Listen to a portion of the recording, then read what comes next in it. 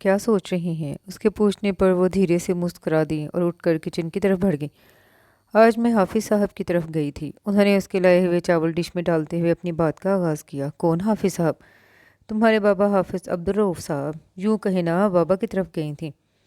وہ بھی مسکرا دیا۔ پھر کیسا لگا آپ کو؟ بہت نیک اور شریف آدمی ہے اور ان کی بچیاں تو ماشاء اللہ بہت خوبصورت، نیک اور سعادت مند ہیں۔ ظاہر ہے بابا کی اولاد کو ایسا ہی ہونا چاہیے تھا۔ ماں جی سے میری کبھی ملاقات نہیں ہوئی، لیکن ان کی وفات کے بعد بابا سے انہیں یاد کرتے اور ان کی تعریفیں کرتے ہیں۔ بہت محبت تھی اپنی دونوں بیٹیوں کی شادی بھی انہوں نے بہت سادگی اور عین شرعی طریقے کے مطابق کی تھی۔ ہاں مل چکی ہوں میں ان سے بھی، وہ دونوں بھی آئی ہوئی تھیں۔ بہت اچھی اور ملنسار لڑکیاں ہیں۔ بس ایک بیٹی رہ گئی ہے بیانے والی۔ دونوں بڑی بھی اپنی جگہ، لیکن اس کی تو مثال نہیں۔ وہ ایک جذب کے عالم میں بولی۔ انہیں تعریف کے لیے الفاظ نہ ملے تو چپ ہو گئی، جیسے کسی گہری سوچ میں گم ہو۔ مانی سوچ کی گہرائی میں ڈوبی ہوئی پکار پر وہ دوبارہ متوجہ ہوا۔ جی ماما، تم کہو تو میں بات کروں حافظ صاحب سے؟ کس سلسلے میں؟ اس نے ناسمجھی سے انہیں دیکھا۔ تمہارے سلسلے میں؟ میرے سلسلے میں بابا سے بات؟ ارے ماما، بابا جان میرے ہر سلسلے کو جانتے اور پہچانتے ہیں۔ اپنے متعلق ان سے مجھے کوئی بات کرنا ہوگی تو میں خود کر لوں گا، اس نے مسکراتے ہوئے کہا۔ بے وقوف، ایسی باتیں تو بڑے ہی کرتے ہیں۔ تم کیا اپنے منہ سے کہتے اچھے لگو گے؟ ان کی ہنسی پر اسے اچنبے سے اس کی جانب دیکھا۔ حافظ صاحب بہت پریشان ہیں آج کل اپنی بچی کے لیے، مجھ سے ذکر کر رہے تھے اچھے رشتوں کے فقدان کا، اور بیٹی ان کی تو ہیرا ہے، ہیرا۔ کیسا نور برستا ہے اس کے چہرے پر، بالکل اپنے نام کی مانند۔ وہ اپنے آپ میں مگن بول رہی تھی اور وہ حیرت و بے یقینی سے انہیں دیکھ رہا تھا۔ میں سوچ رہی ہوں کہ حافظ صاحب سے تمہارے لیے نور کو مانگ لوں، کیونکہ وہ صرف اچھے رشتے کے انتظار میں ہے، اس سے پہلے کہ وہ اس جنت کی حور کو کسی اور کو سونپ دے۔ میں اسے اپنے اس چھوٹے سے گھر میں اجالا کرنے کے لیے تمہاری دلہن بنا کر لے آؤں۔ وہ بہت دھیرے دھیرے ہونٹوں پر نرم سی مسکان سجائے، چہرے پر ممتا کا عکس سمیٹے، بالکل روایتی ماں والی فکرے پالے بہت مہربان ہستی لگ رہی تھی۔ لیکن وہ تو دنیا ما فیہا سے بے خبر، ساکت و جامد یکٹک انہیں دیکھے گیا۔ اس کے چہرے پر حیرانی اور استعجاب اس قدر تھا کہ اگر وہ اپنی مصروفیت سے نظر اٹھا کر اسے دیکھتی تو خود ٹھٹک جاتی۔ وہ حیران ان کی باتوں پر نہیں تھا، وہ تو حیران اس سراپے پر تھا جو چھم سے اس کے دماغ کی سکرین پر نمودار ہوا تھا۔ روتا اور فریاد کرتا ہوا سراپا، بلکتا اور سسکتا ہوا وجود، اپنی عزت و ناموس کی حفاظت کی توگدوں میں اس سے نمرد آزما، اس کے قدموں میں بیٹھ کر اس سے نکاح کی درخواست کرتا ہوا۔ وہ استدا جس سے اسے جھنجھوڑ کر رکھ دیا تھا، وہ الفاظ جو اس نے پہلے کبھی نہیں سنے تھے، وہ آواز جو اس نے پہلی اور آخری بار سنی تھی، لیکن اتنے برسوں بعد پہلی بار اس کے دماغ میں گونج اٹھی تھی۔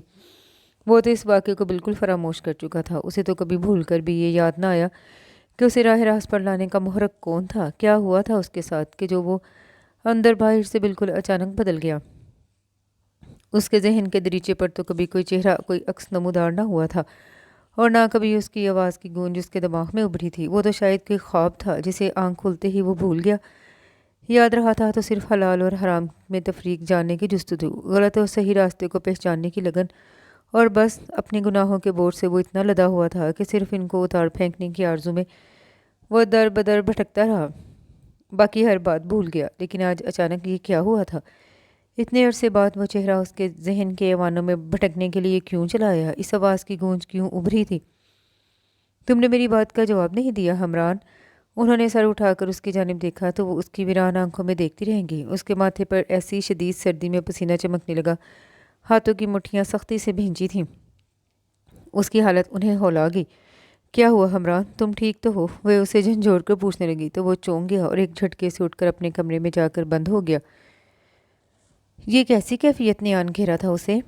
وہ خود نہ سمجھ پا رہا تھا۔ اسے اپنا آپ بالکل ایک کھنڈر کی مانند محسوس ہو رہا تھا، ویران اور اجاڑ۔ صرف ایک ہی باز گشت تھی جو اس کھنڈر کی دیواروں سے ٹکرا ٹکرا کر اس تک پہنچتی اور اسے اندر تک لرزا کر رکھ دیتی۔ تم مجھ سے نکاح کر لو، بے شک قانونی نہ صحیح شرعی نکاح، تاکہ روز قیامت میں اپنے رب کے حضور سر اٹھا سکوں۔ تم اس حرام کاری کو جائز بنا کر اپنی ہوس پوری کر لو۔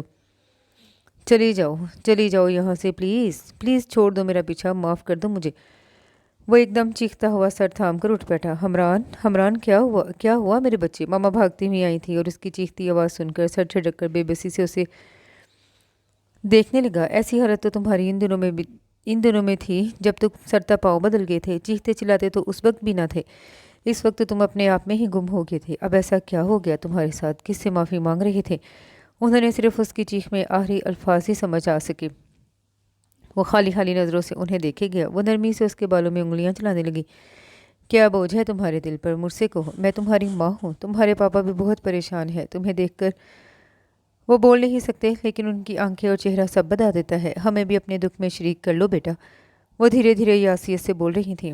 ماما، میں اس خوش فہمی میں مبتلا ہو گیا تھا کہ میرے خدا نے میرے گناہوں کو بخش دیا ہے، لیکن ماما، جن انسانوں کے ساتھ ہم نے غلط کیا ہو، جب تک وہ معاف نہ کریں خدا ہمیں کبھی معاف نہ کرے گا۔ ایسی باتیں مت سوچا کرو بیٹا، میری مانو تو شادی کر لو، دل خود بخود بہل جائے گا۔ انہیں آج کل ایک ہی سوچ آتی تھی جو وقتاً فوقتاً اس کے سامنے دہرانے لگی تھی۔ شادی؟ میں سمجھتی تھی کہ میری زندگی میں آنے والا دوسرا مرد میرا محرم ہی ہوگا، جسے میں پوری ایمانداری کے ساتھ اپنے وجود کی امانت سونپ کر شانت ہو جاؤں گی کہ اس کی امانت پوری حفاظت کے ساتھ اس تک پہنچ گئی ہے۔ خلاؤں میں گھورتے ہوئے وہ ایک بار پھر بہت دور پہنچ گیا۔ یہ آوازیں کبھی میرا پیچھا نہ چھوڑیں گی۔ وہ نفی میں سر ہلاتا اٹھ کھڑا ہوا۔ میرے گناہوں کا، حرام کاریوں کا بوجھ اتنا زیادہ ہے کہ خدا مجھے کبھی معاف نہ کرے گا۔ میرے دل کو شاید کبھی سکون نہ ملے، مجھے کوئی خوشی نصیب نہ ہو۔ میں کبھی شادی نہیں کروں گا ماما، کبھی نہیں، کبھی بھی نہیں کروں گا شادی۔ وہ بڑبڑاتا ہوا نہ صرف اپنے کمرے سے بلکہ گھر سے بھی نکل گیا کہ اندر بڑھتا ہوا گھٹن کا احساس اسے کسی پل چین نہ لینے دیتا تھا۔ اور پھر اگر وہ شادی کے نام سے گھبراتا تھا تو ماما نے بھی ایک ہی گردان شروع کر دی تھی۔ پاپا کی آنکھوں کی بجھتی جوت اس ذکر سے کچھ روشن ہو جاتی تو ان نگاہوں میں پلتی ان خواہشات کو دیکھ کر نظریں چرا لیتا۔ کیسے سمجھاؤں میں آپ لوگوں کو، یہ دل میرے اختیار میں نہیں۔ بہت بے بس ہو گیا ہوں میں اس کے سامنے۔ وہ پیشانی پر انگلیاں پھیرتا انہیں بہت الجھا ہوا محسوس ہوا۔ دیکھو مانی بیٹا، ہماری زندگیوں کا تم ہی ایک محور ہو۔ بیماری، تمام خوشیاں، تمام خواہشیں، زندگی کے تمام راستے تمہیں سے جڑے ہیں۔ ہمیں ہمارے حصے کی خوشیاں دے دو بیٹا۔ تمہاری بہنوں نے تو ہم سے تمام ناطے توڑ دیے، کبھی مڑ کر پوچھا بھی نہیں۔ ایک امریکہ اور دوسری کینیڈا میں اپنی زندگی جی رہی ہیں۔ ہماری باتیں ان کی سمجھ میں نہیں آتی۔ اپنے سسرال والوں کے سامنے انہیں شرمندگی محسوس ہوتی ہے۔ میں تو ان کے لیے دعا گو ہوں، خدا ان کو بھی سیدھا راستہ دکھائے، آمین۔ دیکھو بیٹا، بہت اچھی لڑکی ہے نور، تمہاری زندگی میں بھی اجالا بکھیر دے گی۔ میں کسی اچھی لڑکی کے قابل نہیں ہوں، اس نے خوفزدہ ہو کر سوچا۔ ماما پلیز مجھے کچھ وقت دے، میں کیسے آپ کو بتاؤں کہ میں آپ کے لیے کچھ نہیں کر سکتا۔ پلیز ماما مجھے مجبور مت کرے۔ وہ ان کے قدموں میں بیٹھا بے اختیار ہی ان کے سامنے ہاتھ جوڑ گیا۔ اس کی آنکھوں میں تیرتی نمی ان کا دل چیر گئی۔ پاپا نے بھی ماما کے کندھے پر ہاتھ رکھ کر جیسے آنکھوں ہی آنکھوں میں انہیں کچھ سمجھایا تو وہ ان کے اس انداز میں مشکور نظروں سے ان کی جانب دیکھنے لگا۔ پاپا پلیز میرے لیے دعا کیجیے۔ وہ دھیرے سے وہاں سے اٹھا اور اپنے کمرے میں آ کر جائے نماز پہ کھڑا ہو گیا۔ پچھلے طویل عرصے سے وہ ہر لمحہ باوضو ہوتا تھا۔ کیا بات ہے، میں دیکھ رہا ہوں کہ تم کچھ دنوں سے بہت الجھے ہوئے ہو، کوئی پریشانی ہے کیا؟ اس نے نماز کے بعد دعا مانگ کر آنسوں سے تربتر چہرے پہ ہاتھ پھیرا ہی تھا کہ بابا اس کے قریب آن بیٹھے تو وہ سر جھکا گیا۔ لگتا ہے بابا ابھی میرا سفر ختم نہیں ہوا۔ انسان جب تک زندہ رہتا ہے سفر اور امتحان میں رہتا ہے۔ وہ سفر کی صعوبتیں جھیلتا تھک ہار کر کہیں دو پل آرام کے لیے بیٹھ جاتا ہے، اور اگر اسے گہری اور پرسکون نیند آ جائے تو سمجھو وہ اس کے قائم کردہ امتحان میں پاس ہو گیا۔ پرسکون نیند ہی تو نصیب نہیں ہوتی، اس نے گلوگیر لہجے میں کہا تو وہ متفکر انداز میں اس کی جانب دیکھنے لگے۔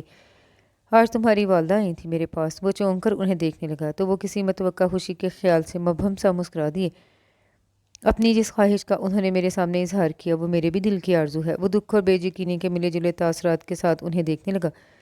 نہیں بیٹا، یہ مت سمجھنا کہ تمہارے ساتھ میرا رویہ شاید اسی غرض کی بنا پر اچھا رہا، میں نے کبھی ایسا سوچا نہ تھا، لیکن اولاد کے معاملے میں انسان تھوڑا خود غرض ہو جاتا ہے۔ یوں تو میری بڑی دونوں بیٹیاں ہی بہت نیک اور راست باز ہیں، لیکن میری چھوٹی بیٹی اور میرے لیے خدا کی طرف سے کوئی بہترین تحفہ ہے، شاید زمین پر اترا ہوا کوئی فرشتہ۔ میں اس کا ہاتھ کسی انجانے شخص کے ہاتھ میں تھماتے ہوئے ڈرتا ہوں۔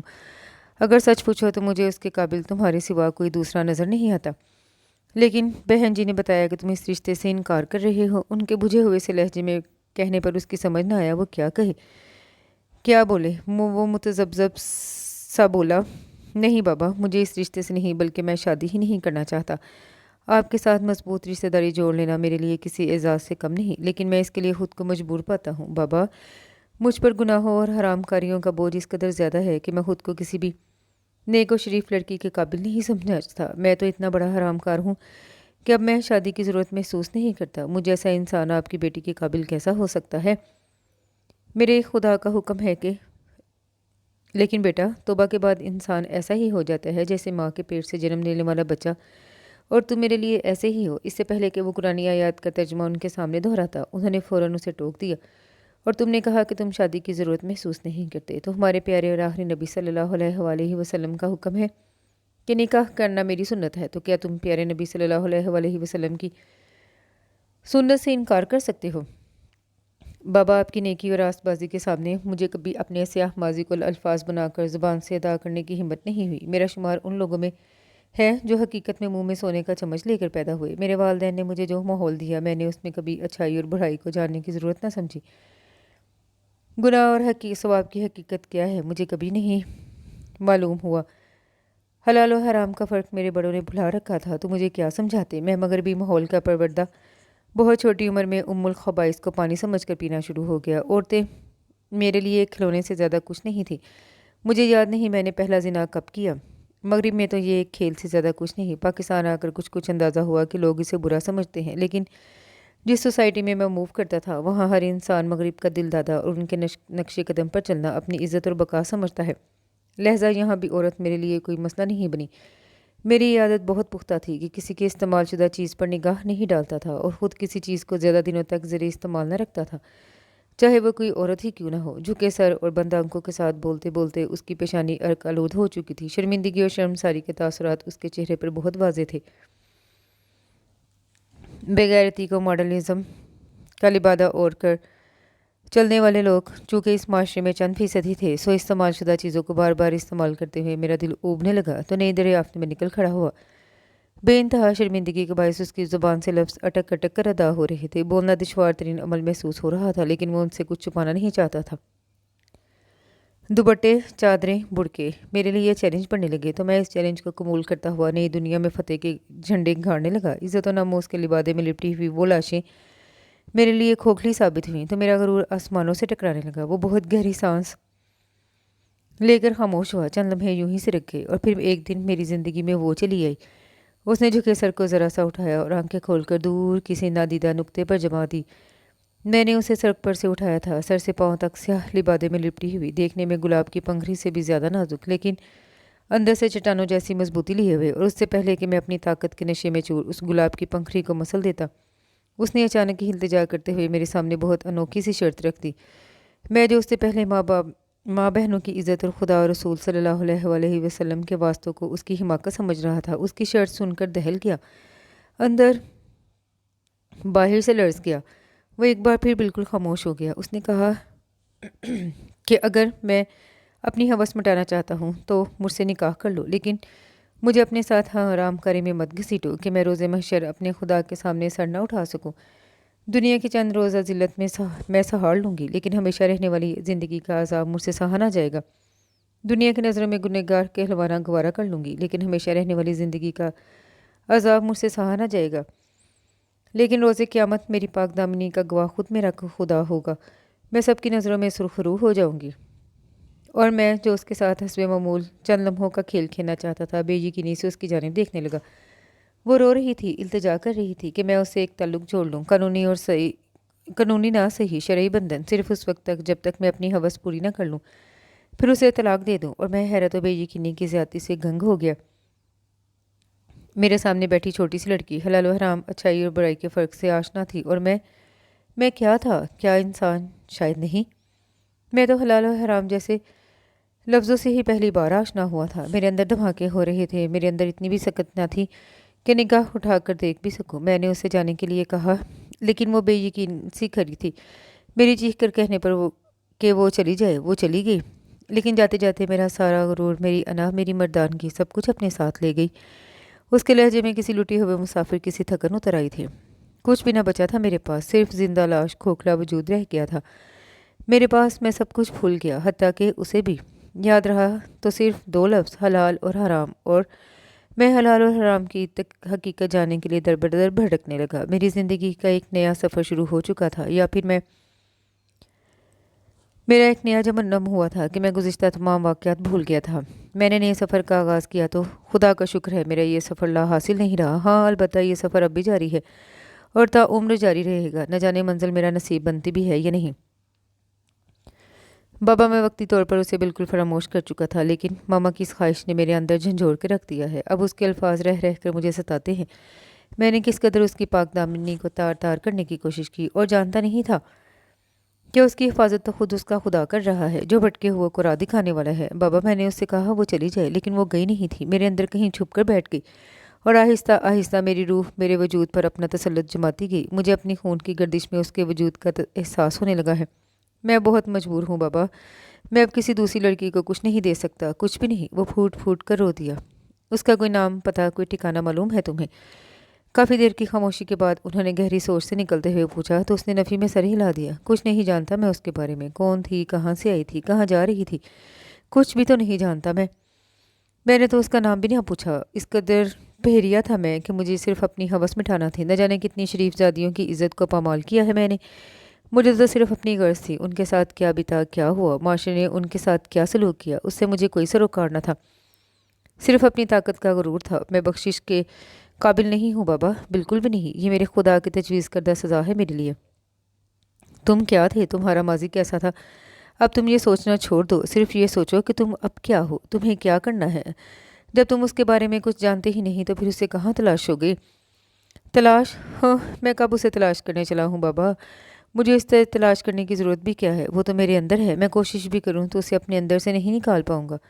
तो फिर कहीं अंदर ही उसे दफन कर दो और अपनी ज़िंदगी उन लोगों को सौंप दो बेटा जिनका तुम पर हक है। तुम सिर्फ अपने लिए नहीं जी रहे, तुम आइंदा नस्ल के अमीन हो। इस धरती को नई नस्ल अपने बाप को नया वारिस देने के अमानतदार हो सकता है तुम्हारा बेटा इस मुल्क कौम के लिए कोई ऐसा कारनामा अंजाम दे जो रहती दुनिया तक याद रखा जाए। तो बेटा इस अमानत में ख़यानत मत करो, अपने माँ बाप को मज़ीद दुखों के हवाले मत करो। तुम्हारी सूरत में जो उम्मीद का टमटमाता दिया उन्होंने थाम रखा है, उसे मत बुझाओ, बल्कि इसकी लो रोशन रखने की राह हमवार करो। और इतने चिराग जलाओ कि इन चिरागों से दुनिया में तुम्हारा, इस मुल्क का नाम रोशन हो जाए। उन्होंने गहरी मुस्कुराहट के साथ उसका कंधा थपथपाया तो वो यकटक उन्हें देखे गया, फिर सर झुका गया। वो नहीं जानते थे वो कौन था, कहाँ से आया था, लेकिन उसकी आंखों से एक तवातर से बहते आंसू और उसकी आजिज़ी उनकी सारी का इजहार कर रहे थे। लेकिन वो खुद को गुनहगार कहने पर बजीद था। बेशक वो गुनहगार था, लेकिन उसकी आंख से टपकने वाला नदामत का एक आंसू ही उसके तमाम गुनाहों को पाक कर गया था। और वो जो बरसा बरस के मुत्तकी और परहेजगार थे, उन्हें उसके सामने उन नेकी और ईमानदारी बहुत छोटी, अपने अमाल बहुत अदना नजर आने लगे थे। वो उसकी आंखों से बहते समुद्र को बहुत रश्क से देखा करते। उनका आवाज़ सुनने वाले अक्सर व बेशतर लोग खौफ से लरज़ उठे थे और वह खुद भी अश्कबार हो जाते। लेकिन यह कैफियत लम्हाती होती, जबकि उन्होंने उसे जब भी देखा खुदा के हजूर रोते और गिड़गिड़ा कर माफ़ी मांगते हुए देखा। खुदा ने उन्हें सिर्फ उसकी सही सिमत रहनुमाई के लिए मुंतखब किया था, वरना वो तो पहले ही खुदा की कुर्बत हासिल कर चुका था। वक्त ने दिन ब दिन उनके दिल में उसकी मोहब्बत को बढ़ा ही दिया था। उन्होंने इन गुज़िश्ता 4 साढ़े 4 सालों में उसमें कोई ऐब न देखा। हर लम्हे का साथ था उनका। बड़ी बेटियों को ब्याहने के बाद जब छोटी और सबसे लाडली बेटी की बारी आई तो उसके रिश्ते का तस्करा उन्होंने अपने दोस्त से किया। जो मशवरा उन्होंने दिया वो हैरत से मुंह खोले उन्हें देखते रह गए। अरे हाफिज़ साहब, इस तरह क्या देख रहे हैं? मेरा और बाकी अहबाब का तो यही ख्याल था कि आप नूर बेटी का रिश्ता उससे करेंगे। कमाल है, मुझे तो पहले कभी ख्याल ही ना आया। मैं तो इस कदर परेशान था उसके लिए कि उसके म्यार का रिश्ता कहाँ से ढूंढूंगा। यकीन जानिए हाजी साहब, मुझे तो कभी भूल कर भी ये ख्याल ना आया। चलिए अब तो आ गया ना, तो बिस्मिल्लाह कीजिए। लेकिन हाजी साहब, मैं अपने मुंह से कैसे कहूँगा? अच्छा तो नहीं लगता ना कि बेटी के रिश्ते के लिए अपने ही मुंह से कहूँ? बई, तुम उसे शादी कर लेने का मशवरा दो, और आखिर वो तुम्हें ही तो अपना सब कुछ मानता है, तो तुम बात कर लेना इससे। खुद से कहने में भी कोई हर्ज नहीं। नहीं हाजी साहब, मेरा दिल नहीं मानता। कहो तो मैं बात करूँ? नहीं, रहने दे फ़िलहाल। मैं पहले शादी के बारे में उसका अंदिया तो ले लूँ। वैसे हाफिज़ साहब, आपने कभी पूछा नहीं उससे उसके बारे में? लगता है किसी इंतहाई नेक और शरीफ माँ बाप की औलाद है। कितने किस्मत वाले हैं वो वालिदैन जिनका ऐसा नेक और बाहया बेटा खुदा ने अता किया। वरना आज के दौर में ऐसी पारसाई कहाँ। ठीक कहते हैं आप हाजी साहब, वो कहते हुए उठ के और इजाज़त तलब करके चल दिए। लेकिन उस लम्हे में जो इतराक उसके वालिदैन के मतलब उन्हें हुआ था, वो खुद को बहुत बोझल सा महसूस करने लगे थे। जो भी था वो उसके माँ बाप थे, उनका ख्याल रखना, उन्हें हर तकलीफ़ से बचाना उसका फ़र्ज़ था। दुनिया में औलाद की जुदाई से बड़ी अजियत कोई ना थी। और फिर उन्होंने उसे समझाने का कसरत किया तो नाकाम न रहे थे। वो तो वैसे भी उनकी कोई बात न टालता था। उनकी हर बात उसके लिए हुक्म का दर्जा रखती थी। और अब वो बहुत मुतमिन थे कि वो अपने वालिदैन की खिदमत करके दोनों जहान की रहमतें समेट रहा था। और उनकी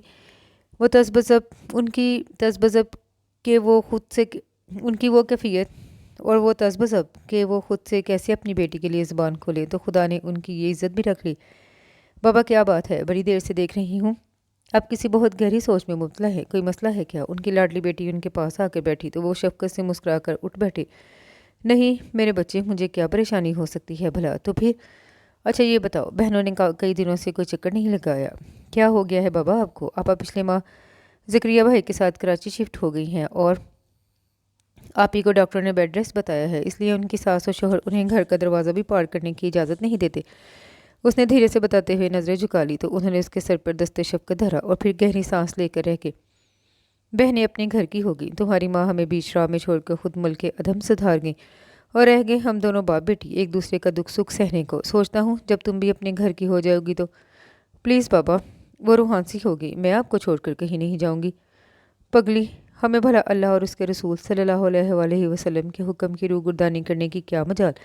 और फिर निकाह तो एक मुकद्दस फरीज़ा है मेरी बच्ची, जो हर मुसलमान बालिग मर्द और औरत पर वाजिब है। आखिर खुदा ने ये कैसा निज़ाम बनाया बाबा? मर्द और औरत को एक दूसरे के लिए लाज़िम व मलज़ूम क्यों करार दिया है? उसने झुकी नज़रों से पूछा। इंसानी बका के लिए बेटा। क्या ये ज़रूरी था कि यह सब कुछ ऐसे ही होता? वो महज सोच कर रह गई। वो बेटी ही होने के नाते उनसे इस तरह की बहस न कर सकती थी, वरना उसके अंदर तो एक जंग छिड़ी रहती थी। उसका जी चाहता था खुदा के इस निज़ाम के ख़िलाफ़ बगावत कर दे। क्यों? आखिर क्यों? दो मुखालिफ जिन्स में खुदा ने एक दूसरे के लिए दिलचस्पी और ऐसी कशिश रखी है। बेटा एक काम पड़ गया है तुमसे। जी कैसा काम बाबा? वो हैरत से देखने लगी। बस यूँ समझो तुम्हारा एक इम्तहान मतलूब है। कैसा इम्तहान बाबा? मैं तुम्हारी शादी करना चाहता हूँ नूरुलैन बेटा, एक ऐसे घर में जहाँ तुम्हें इज़्ज़त भी मिलेगी और बहू होने का मान भी। लेकिन शोहर के दिल के खाली खंडर को आबाद करना ही तुम्हारा इम्तिहान है। उसके दिल के खाली खंडर में एक कब्र होगी बेनाम कुतबे के, और मैं चाहता हूँ कि जब तुम इस दुनिया में जाओ तो इस कब्र पर तुम्हारे नाम का कतबा हो। वो कई सानिये यकटक उन्हें देखे गई, फिर कुछ ना समझते हुए खामोशी से सर झुका दिया। दरवाजे पर अजनबी दस्तक ने उन्हें चौंका दिया। उजरत भरी दस्तक दोबारा हुई तो वो सर पर दुपट्टा जमाती दरवाजे तक आई। कौन? मेहरान गर्देजी का घर यही है जी। जी हाँ, लेकिन आप कौन? वो हैरत से दरवाजे की ओट में खड़ी पूछ रही थी कि यहाँ आने वाले ज़्यादातर हमरान के नाम से वाकिफ़ थे। ये कौन था जो मेहरान गर्देजी को तलाशता फिरता था? क्या वो घर पर हैं? नहायत तदब्बुर इंकिसारी से सवाल किया गया। जी हाँ, लेकिन वो आपसे मिल नहीं सकते। बड़ी मेहरबानी होगी बेगम साहबा आपकी, अगर आप मुझे उनसे मिला दें। मैं उनके आबाई गांव से उनका एक बहुत पुराना मुलाजिम हूँ। उनकी एक अमानत उन तक पहुँचाने आया हूँ। मैं आपकी कोठी गया तो पता चला आप वहाँ से जा चुके हैं। इत्तेफाक से आपका पुराना मुलाजिम मिल गया तो उसने आपका पता बताया। बहुत तलाश और बेसार के बाद आप लोगों का घर मिला है मुझे। बहुत अरसे से उनकी अमानत मेरे कंधों पर बोझ बनी हुई है। वो अब्दीदा सा गुलूगीर लहजे में बोल रहा था तो वो खुदा का शुक्र अदा कर रही थी कि हमरान ने इस घर की नीलामी के बाद वहाँ से निकलते हुए घर के मालिक को अपना पता बता दिया था। ये किसी भी वक्त उसकी बहनें उनसे रब्ता कर सकती थी, लेकिन उन्होंने तो भुला दिया था। आइए बाबा जी, अंदर आ जाइए। वो बूढ़ा आदमी उनके बाप की उम्र से भी ज़्यादा का था। वो अपनी हमराही में उन्हें एक कमरे में ले आए। मेहरान, ये बाबा जी आपसे मिलने आए हैं। वो साकत वजूद लिए आंखें खोले हुए थे। उन्होंने गर्दन हिलाए बगैर निगाहें फेर कर देखा। वह काफ़ी देर बाद भी निगाहों में शनासाई की कोई चमक न कूंदी, जबकि आने वाला उन्हें इस हालत में देखकर अपना ज़ब्त खो बैठा। छोटे मालिक। वो बेख्तियार लपक कर उनके करीब आए। मैं आपका खादिम, बड़ी हवेली का ख़ानदानी मुलाजिम फ़जल हक, मुझे पहचानी है मालिक। आपके दादा का बहुत ख़ास मुलाजिम था मैं। आपके दादा बहुत नेक और रहमदिल इंसान थे और आपके वालिद मोहतरम, उनकी नेकी और पारसाई की तो कोई मिसाल ही नहीं मिलती। आपकी वालदा मोहतरमा आपकी राह देखती इस दुनिया से चली गई तो आपके वालिद इमरान गर्देजी आपकी याद को सीने से लगाए गोशा नशीन हो गए और आखिरकार आपका इंतज़ार करते करते इस दुनिया से बसे। आपकी तमाम जायदाद तो आपके वालिद के तायाजाद भाई सुबहान गर्देजी ने उनकी ज़िंदगी में ही जब्त कर ली। फजल हक की गुफ्तगू से उनके चेहरे पर इज़्तिराब झलकने लगा और आंखों में आंसू बहने लगे। मैंने आपको कहाँ कहीं नहीं तलाशा छोटे मालिक, आप तो ऐसे गए कि फिर लौट कर ही ना आए। उन्होंने आंखों में शुमाइला बेगम को इशारा किया तो वो जल्दी से कमरे से निकल गई और थोड़ी देर बाद ही जग भर कर शरबत का ले आए। जबकि बाबा फजल हक की दास्तान अब भी जारी थी। खुदा की लाठी बेआवाज़ है छोटे मालिक, वो नाइंसाफ़ी और दूसरों का हक मारने वालों को दुनिया में ही सज़ा दे देता है। आपके चचा सुबहान गर्देजी ने खूब अंधेर मचाई हुई थी, लेकिन उसका सिला उसे क्या मिला? शादी की तो बीवी बदकिरदार मिली। बड़ा बेटा पैदाइशी पागल, दूसरा बेटा जवान होकर बाप की राह पर चला तो एक एक्सीडेंट में टांगे तुड़वा बैठा और सर पर चोट लगने से बिनाई भी छीन ली। तीसरे बेटे ने फिरौनियत दिखाई तो दुश्मनों के हाथों मारा गया। इकलौती बेटी ने भागकर शादी कर ली। ये सब अजाब सहने के बाद भी उसे बिस्तर मर्ग पर अकल आई तो आपकी जायदाद के तमाम कागजात मेरे हवाले करके इस दुनिया से चला गया। बहुत अजियतनाक मौत थी उसकी। बाबा ने झुरझुरी ली। शुमाइला बेगम बेख्तियार रो थी। साहब ये अमानत है आपकी। उसने बगल में दवाई गठरी जो कि अब बेड पर पड़ी थी उसे खोलकर उसमें कपड़ों की तह में छुपी एक ज़ईफ़ सी फाइल निकाली। ये 60 मरबा ज़मीन और गांव वाली पुरानी हवेली के तमाम कागजात हैं छोटे मालिक और छोटी मालकन, ये आपकी अमानत। उसने एक पोटली उनके हवाले की। मरते वक्त बड़ी मालकन ने ये यानी आपकी सास साहिबा ने मेरे हवाले की थी कि ये उनके ख़ानदानी ज़ेवरात हैं। बहुत नेक थे दोनों मियाँ बीवी। हर वक्त खुदा से आपके लिए दुआ गो रहते थे। आपकी नेकी और रास्तबाजी के लिए दुआएं मांगते न थकते। हाँ बाबा, मैं जानती हूँ और यकीनन हमें उनके दिल दुखाने की ही सज़ा मिली है, लेकिन ये भी खुदा का शुक्र है उनकी दुआओं के तो फैल ही हम सुबहान गर्दिशी जैसी सज़ा से बच गए। हमारी औलाद उनकी दुआओं से ही सीधे रास्ते पर चल पड़ी, वरना हमने तो अपनी तबाही का कोई रास्ता न छोड़ा था। खुदा जिसे चाहता है इज़्ज़त देता है और जिसे चाहता है ज़िल्लत। वो रो दी थी और अपने गुनाहों पर नादम भी थी कि उन्होंने एक परहेजगार वालदैन से उनका इकलौता बेटा छीना था और दोबारा कभी पलटने ना दिया। अच्छा छोटे मालिक, अब मुझे इजाज़त दें। अरे नहीं, ये कैसे हो सकता है बाबा, अब खाना खाए बगैर नहीं जा सकते। वो उसके उठते ही बौखला गई। बस बेटी, एक बोझ था जो उतर गया। मेरे बच्चे पोते पोतियाँ और आगे से उनके बच्चे मेरी राह देख रहे होंगे। अब मैं चलता हूँ। नहीं बाबा, ऐसे नहीं, मैं अभी आपके लिए खाना लाती हूँ, आप बैठें। जीती रहो बेटी, सदा सुहागन रहो।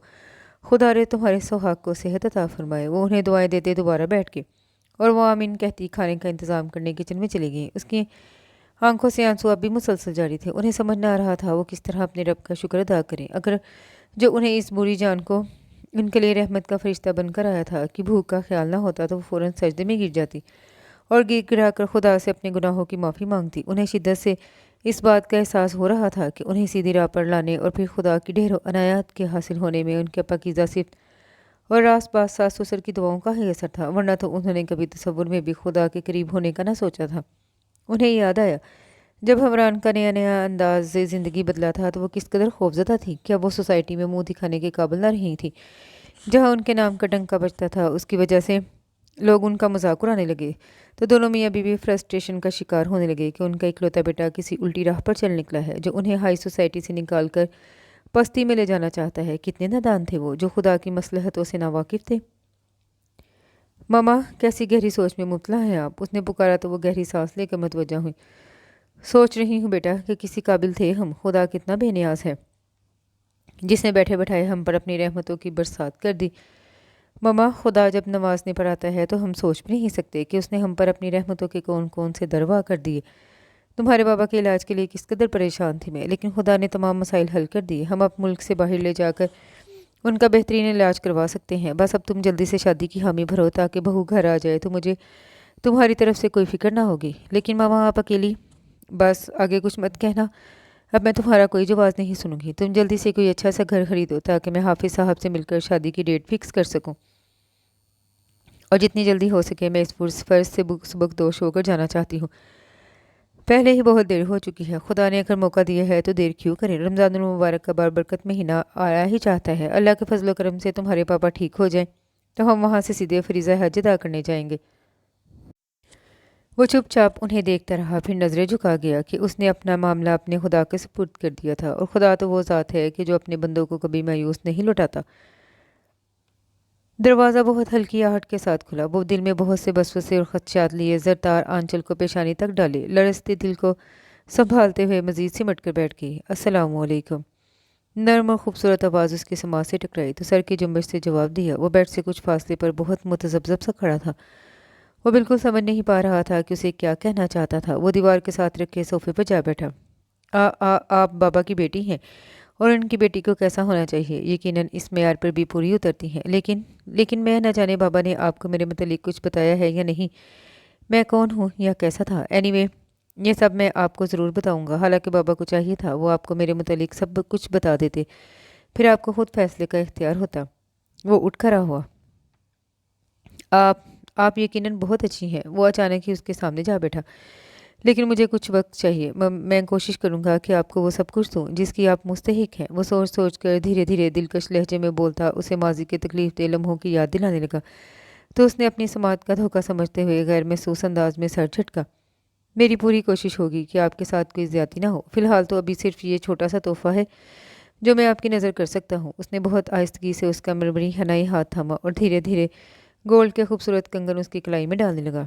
ये लम्स, ये एहसास, उसने झटके से सर उठाकर उसकी जानिब देखा और देखती ही रह गई। वो पूरी तवज्जो से नज़रें झुकाए कंगन पहनाने में मशगूल था। वो दुख और हैरत की ज़्यादती से गंग थी।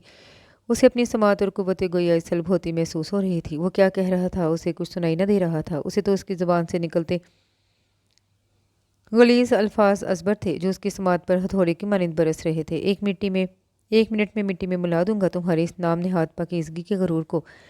किरदार के दामन पर लगे दाग को सारी उम्र भी धोती रहोगी तो मिटा ना सकोगी। सिर्फ एक रात गुजरने के बाद जिन बाप भाइयों की और अजीज़ रिश्तेदारों की बात करती हो, मुंह भी नहीं लगाएंगे तुम्हें। तुम जैसी मिडिल क्लास लड़कियों के रिश्तेदार ऐसे ही होते हैं, कंजर्वेटिव दकियानूस हो। मैं तुम लड़कियों को अच्छी तरह जानता हूँ। नाज नखरे दिखाती हो और फिर खुद ही पके हुए फल की मारी गोद में आन गिरती हो। तुम लड़कियों की ज़िंदगी की सबसे बड़ी ख्वाहिश क्या होती है? सिर्फ एक मर्द की गुर्बत और बस।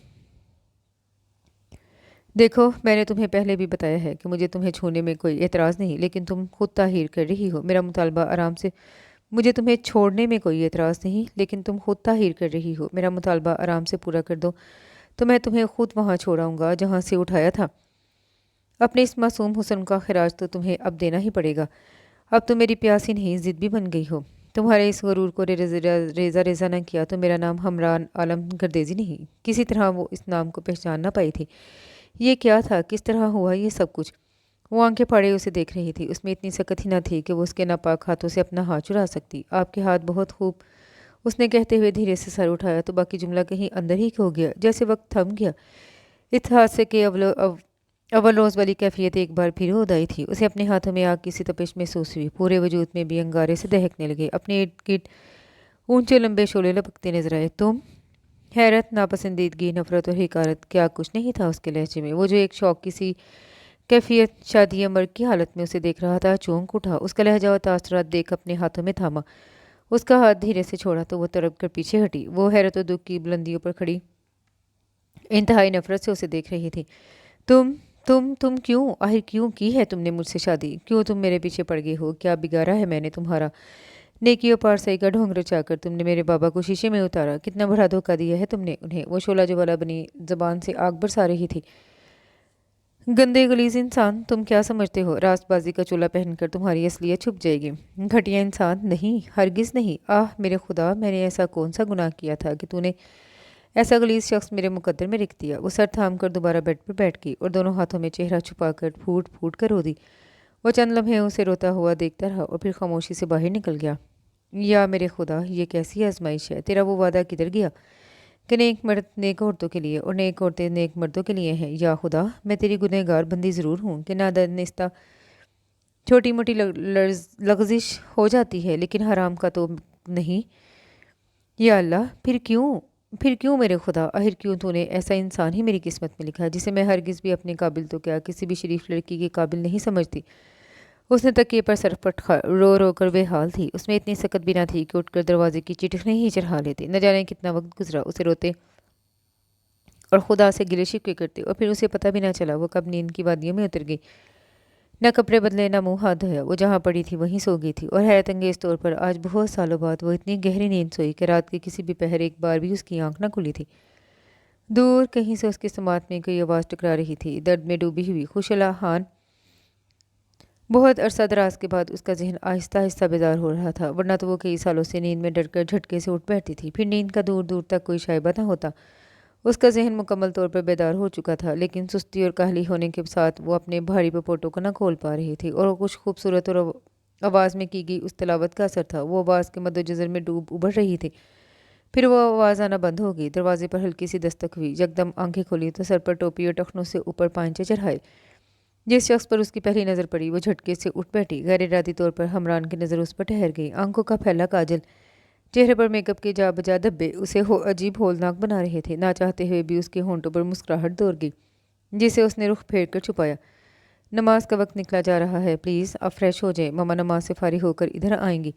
वो खुद पर हैरान होती अपना भारी भरकम लिबास संभालती उठ खड़ी हुई। छोटे से ड्रेसिंग रूम के कद आदम आईने में वो अपना होलनाक चेहरा देखकर खुद ही घबरा गई। उसे अपना गुज़िश्ता शब का सरापा याद आया نکاح 4 گواہوں کی موجودگی میں بنا کسی ہر بونگ کے ہوا تھا۔ بہت سادہ سی تقریب تھی اس کی شادی کی، لیکن اسے سجانے سنوارنے میں اس کی بہنوں نے کوئی کسر نہ چھوڑی تھی۔ تیار ہو کر جب اسے آئینہ دکھایا گیا تو وہ خود کو بھی پہچان نہ پائی، ہمیشہ سے سادگی کا پے کر رہی تھی۔ اس نے گزشتہ 4 سالوں سے ایک چوڑی بھی نہ پہنی تھی، گجا کہ اب اس سے ڈھیر و ڈھیر زیور میک اپ سے آراستہ کر دیا گیا۔ وہ اپنے اس روپ کو دیکھ کر خود بخود ہی دم بخود رہ گئی تھی۔ کیوں بھئی اینی، دیکھا میرے ہاتھوں کا کمال، یہ آپ ہی تھی۔ اس نے اپنے خوبصورت نام نورالعین کو ہمیشہ سے 2 حصوں میں بٹا ہوا پایا تھا۔ عمار بابا اسے ہمیشہ سے اپنے آنگن کا نور کہتے اور دونوں بڑی بہنیں اینی پکارتی تھیں۔ ارے ہٹو ہماری اینی، خود کیا کم ہے، لوگ تو اس کی سادگی میں اسے دیکھ کر مبہوت رہ جاتے ہیں۔ اگر تم نے تھوڑی سی لیپا پوتی کر دی تو کون سا کمال کر دی ہے، اس پر سچ کر تو یہ زیورات خود بھی قیمتی ہو گئے ہیں۔ بری آپا نے بڑی محبت سے اسے اپنے ساتھ لگایا۔ بہت بہت خوش قسمت ہے وہ شخص جو ہماری بہن کو ساتھ لے جا رہا ہے۔ ایک بار پھر اس کی آنکھوں سے آنسو ٹپکنے کو بے چین تھے۔ اس نے وارڈروب سے نسبتاً سادہ سوٹ نکالا اور باتھ روم میں چلی گئی۔ غسل کے بعد بھی اس کا دوبارہ کمرے میں جانے کا جینا چاہ رہا تھا۔ اس نے سوچا ڈریسنگ روم میں ہی نماز ادا کرے، لیکن نہ تو وہاں جائے نماز تھا اور نہ ہی اتنی جگہ، لہذا اسے باہر آنا پڑا۔ سچ شکر کے کمرے میں کوئی نہ تھا۔ اس نے اطمینان سے نماز ادا کی، دعا کے لیے ہاتھ اٹھا دی، لیکن ذہن بالکل خالی اور لبوں پر کوئی دعا نہ تھی۔ ایک خاموشی، ایک سکوت تھا اس کے اندر، وہ کہ جو ہاتھ اٹھائے ہی جس کی آنکھوں سے سمندر رواں ہو جاتا تھا۔ دعا لبوں سے ٹوٹ ٹوٹ کر ادا ہوتی تھیں اور تو جیسے سب پر بند لگ گیا تھا۔ کچھ سمجھ میں نہ آیا تو منہ پر ہاتھ پھیر کر اٹھ کھڑی ہوئی۔ وہ بالوں میں برش کر رہی تھی جب ماما دستک دے کر اندر چلی آئیں۔ السلام علیکم آنٹی۔ اس کے سلام کے پہل کرنے پر انہوں نے مسکرا کر جواب دیتے ہوئے اس کے کندھوں پر تھپکی دی، اور ایک روایتی ماں اور بیوی ضرور بن گئی تھی، لیکن اب بھی ان کے انداز میں ایک رکھ رکھاؤ تھا جو انہیں اس ماحول سے علیحدہ کرتا تھا۔ وہ اسے تھام کر بیڈ تک لے آئیں اور خود بھی اس کے ساتھ ہی تھوڑا سا فاصلہ رکھ کر بیٹھ گئیں۔ بیٹا، اب میں تمہاری آنٹی نہیں، حمران کی طرح تمہاری بھی ماما ہوں۔ ان کی بات پر وہ چاہتے ہوئے بھی مسکرا نہ سکی اور ان سے نگاہیں چرا گئی، لیکن انہوں نے اس کے سر سے تاثرات کا کوئی نوٹس نہ لیا کہ وہ تو ہونٹوں پر دلکش سی مسکراہٹ چھٹائے کہیں اور ہی گم تھی۔ میں سوچا کرتی تھی میں حمران کی شادی اتنی دھوم دھام سے کروں گی کہ ایک زمانہ دیکھے گا، شہر کے بڑے سے بڑے روسا وزراء شرکت کریں گے میرے بیٹے کی شادی میں۔ لیکن وہ سر چھٹک کر خود ہی دھیمے سے ہنسی اور بہت محبت سے اس کی جانب دیکھا۔ لیکن پھر مجھے تم جیسی نیک اور اچھی بیٹی کے روپ میں بہو نہ ملتی۔ وہ چند لمحے میٹھی سی مسکراہٹ لبوں پر سجائے اسے دیکھتی رہیں، پھر اٹھ کر کمرے میں دیوال گیر الماری کی طرف بڑھ گئی، کپڑے کے تہوں کے نیچے چھپی چابیاں برآمد کر کے دوسرے پٹ کا لاک کھولا، اوپر تلے رکھے جیولری باکس نکال کر ان کے پاس آن بیٹھی، چھوٹے بڑے سائز کے 3 ڈبے کھول کھول کر اس کے سامنے رکھے۔ بیٹا، یہ سب تمہارے ہیں، یہ والا سیٹ ہمارا خاندانی ہے، میری ساس نے مجھے پہنایا تھا اور میں ایسی بد نصیب کے سب کچھ ٹھکرا کر وہاں سے چلی۔ یہ چوڑیاں میرے سسر نے مجھے گفٹ کی تھیں اور اب تمہارے پاپا کی طرف سے تمہارے لیے یہ والا سیٹ اور میری طرف سے یہ چوڑیاں اور نیکلیس سب تمہارے ہیں۔ میرے ساس اور سسر بہت نیک اور پرہیزگار تھے، دونوں گاؤں میں رہنے والے سیدھے سادے رحم دل جاگیردار اپنے اکلوتے بیٹے کو پڑھنے کے لیے شہر بھیجا۔ وہ اس کی خالی کلائیوں میں سونے کی درجن بھر چوڑیاں پہناتے ہوئے دھیرے دھیرے بول رہی تھی۔ ہم دونوں کلاس فیلو تھے، جلد ہی ایک دوسرے کو پسند کرنے لگے۔ میرے والدین ہماری خوشی میں خوش تھے، ہم دونوں میں محبت تھی تو ذہن ہم آہنگی اس سے بھی بڑھ کر تھی۔ میں اگر جدت پسند تھی تو مہران میں بھی آگے بڑھنے کی لگن بے انتہا تھی۔ بلندیوں کو چھو لینا ہمارا مقصد حیات بن گیا تو ہم جائز و ناجائز کے فرق بھلا بیٹھے۔ وہ چند لمحوں کے لیے خاموش ہوئی تو ایک گہری سانس ان کے اندر سے برآمد ہوئی۔ مہران کے برے والدین کا انتظار کرتے کرتے قبروں میں جا سہے اور اب ہم اپنے کیے کی سزا جھیل رہے ہیں۔ بس بیٹا، انسان کو سمجھنے کے لیے ایک ٹھوکر ہی کافی ہوتی ہے، لیکن اگر وقت گزر جائے تو ہاتھ کچھ نہیں آتا۔ لیکن خدا کا شکر ہے، آزمائش کی گھڑیوں میں اس نے ہمیں سنبھلنے کا موقع دیا، سمجھنے کا موقع دیا۔ میری ساس سسر نے ڈھیروں جائیداد وراثت میں چھوڑی ہے، لیکن صحت سے بڑھ کر کچھ نہیں، اس لیے گاؤں والی کروڑوں کی مالیت کی حویلی بیچتی ہے۔ ہمراہ نے یقیناً تمہیں بتایا ہوگا کہ تمہارے انکل نہیں بلکہ تمہارے پاپا کے علاج کے لیے ہم ملک سے باہر جا رہے ہیں۔ ان کے آخری جملے پر اس نے حواس باختہ سے انداز میں انہیں دیکھا۔ اس کا دل انجانے خرچوں سے دھڑکنے لگا۔ وہ اپنوں سے دور اپنا وطن چھوڑ کر وہ بھی یوں اچانک جانے کا تصور بھی نہ کر سکتی تھی۔ میں تو صرف تمہارے یہاں آنے کی منتظر تھی، پہلے ہی بہت دیر ہو چکی ہے، لیکن اب مزید دیر مناسب نہیں، اس لیے آج دعوت ولیمہ سے فارغ ہو کر ہم یہاں سے چلے جائیں گے۔ وہ اس کے تاثرات سے بے خبر بولی جا رہی تھی۔ رات 2:30 بجے کی فلائٹ ہے ہماری، نہ جانے ہمیں کب تک وہاں رکنا پڑے گا۔ خدا ساتھ خیریت سے ہمیں واپس لائے، بہت سی اچھی امیدیں لے کر جا رہی ہوں، تم بھی بہت دعا کرنا اپنے پاپا کی صحت یابی کی۔ انہوں نے بہت محبت سے اس کا ہاتھ تھاما اور بیٹا حمران کا بہت خیال رکھنا، تم بہت جلد اس کی عادات اور مزاج سے واقف ہو جاؤ گی۔ یہ گھر اب تمہارا ہے، بلا شرکت غیر تم اس کی مالک ہو۔ مجھے تم سے بہت ہی اچھی امیدیں وابستہ ہیں۔ میرے بیٹے کی شخصیت بکھر کر رہ گئی ہے، بہت ٹوٹ پھوٹ کا شکار ہے آج کل وہ، پلیز اسے سمیٹ لینا۔ وہ ان کی باقی باتوں سے قطع نظر اس بات کے کنفرم ہوتے ہی کہ وہ ان کے ساتھ نہیں جا رہی مطمئن سی ہوگی۔ وہ ابھی تک ایک لفظ بھی منہ سے نہ بولی تھی۔ بالکل نئی نویلی دلہن کو ایک دم سے تمام ذمہ داری سونپ کر جانا مناسب تو نہیں لگتا، لیکن کیا کروں، مجبوری ہے۔ مجھے امید ہے تم اس سے کمپرومائز کرو گی۔ انہوں نے اس کے ہاتھ تھپکے تو اس نے زبردستی کی مدھم مسکراہٹ کے ساتھ اس بات میں سر ہلا دیا۔ اسی دم باہر ڈور بیل کی آواز پر وہ متوجہ ہوئیں۔ میرا خیال ہے تمہارے گھر سے مہمان آ گئے ہیں۔ انہوں نے بھی تھوڑی دیر قبل فون پر اطلاع دی تھی۔ چند لمحوں بعد وہ دو برقع پوش خواتین دروازے میں نمودار ہوئیں، جنہوں نے کمرے میں داخل ہوتے ہی چہرے سے نقاب سرکا دیے۔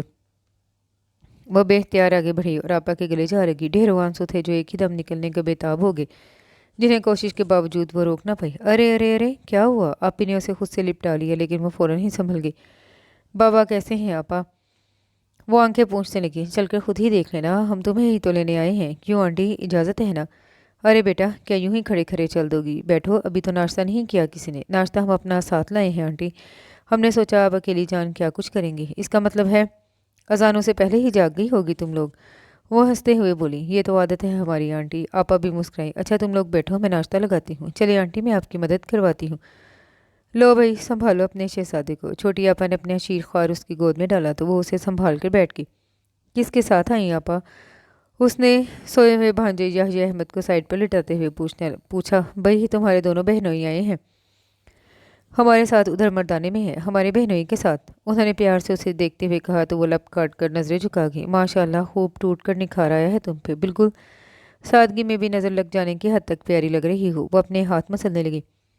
وہ گھر آئی تو بابا نے دست شفقت سر پر رکھا تو بے اختیار ہی نمی آنکھوں میں جھلک آئی۔ بابا کی زیرک نگاہوں سے اس کی افسردگی چھپی نہ رہ سکی۔ باقی دونوں بیٹیاں تو آتے ہی اپنے اپنے بچوں کے کاموں میں لگ گئی تھیں، جبکہ وہ اسے اپنے پاس بٹھاتے ہوئے طویل سانس لے کر رہ گئے۔ میری بچی، خدا اپنے پسندیدہ لوگوں کو ہی آزمائش کے لیے چنتا ہے۔ اگر اس آزمائش کے لیے خدا نے تمہیں چنا ہے تو تمہیں خدا کا شکر گزار ہونا چاہیے کہ تم اس ذات کبریا کی پسندیدہ ترین ہستی ہو۔ حمران بلا شبہ ایک بہت اچھا انسان ہے، یقیناً وہ تمہارے حقوق سے دستبرداری نہیں کرے گا، لیکن اس کے دل پر حکومت کرنے کے لیے تمہیں تھوڑا انتظار کرنا پڑے گا۔ وہ ان کی باتوں کو سمجھ نہیں پا رہی تھی۔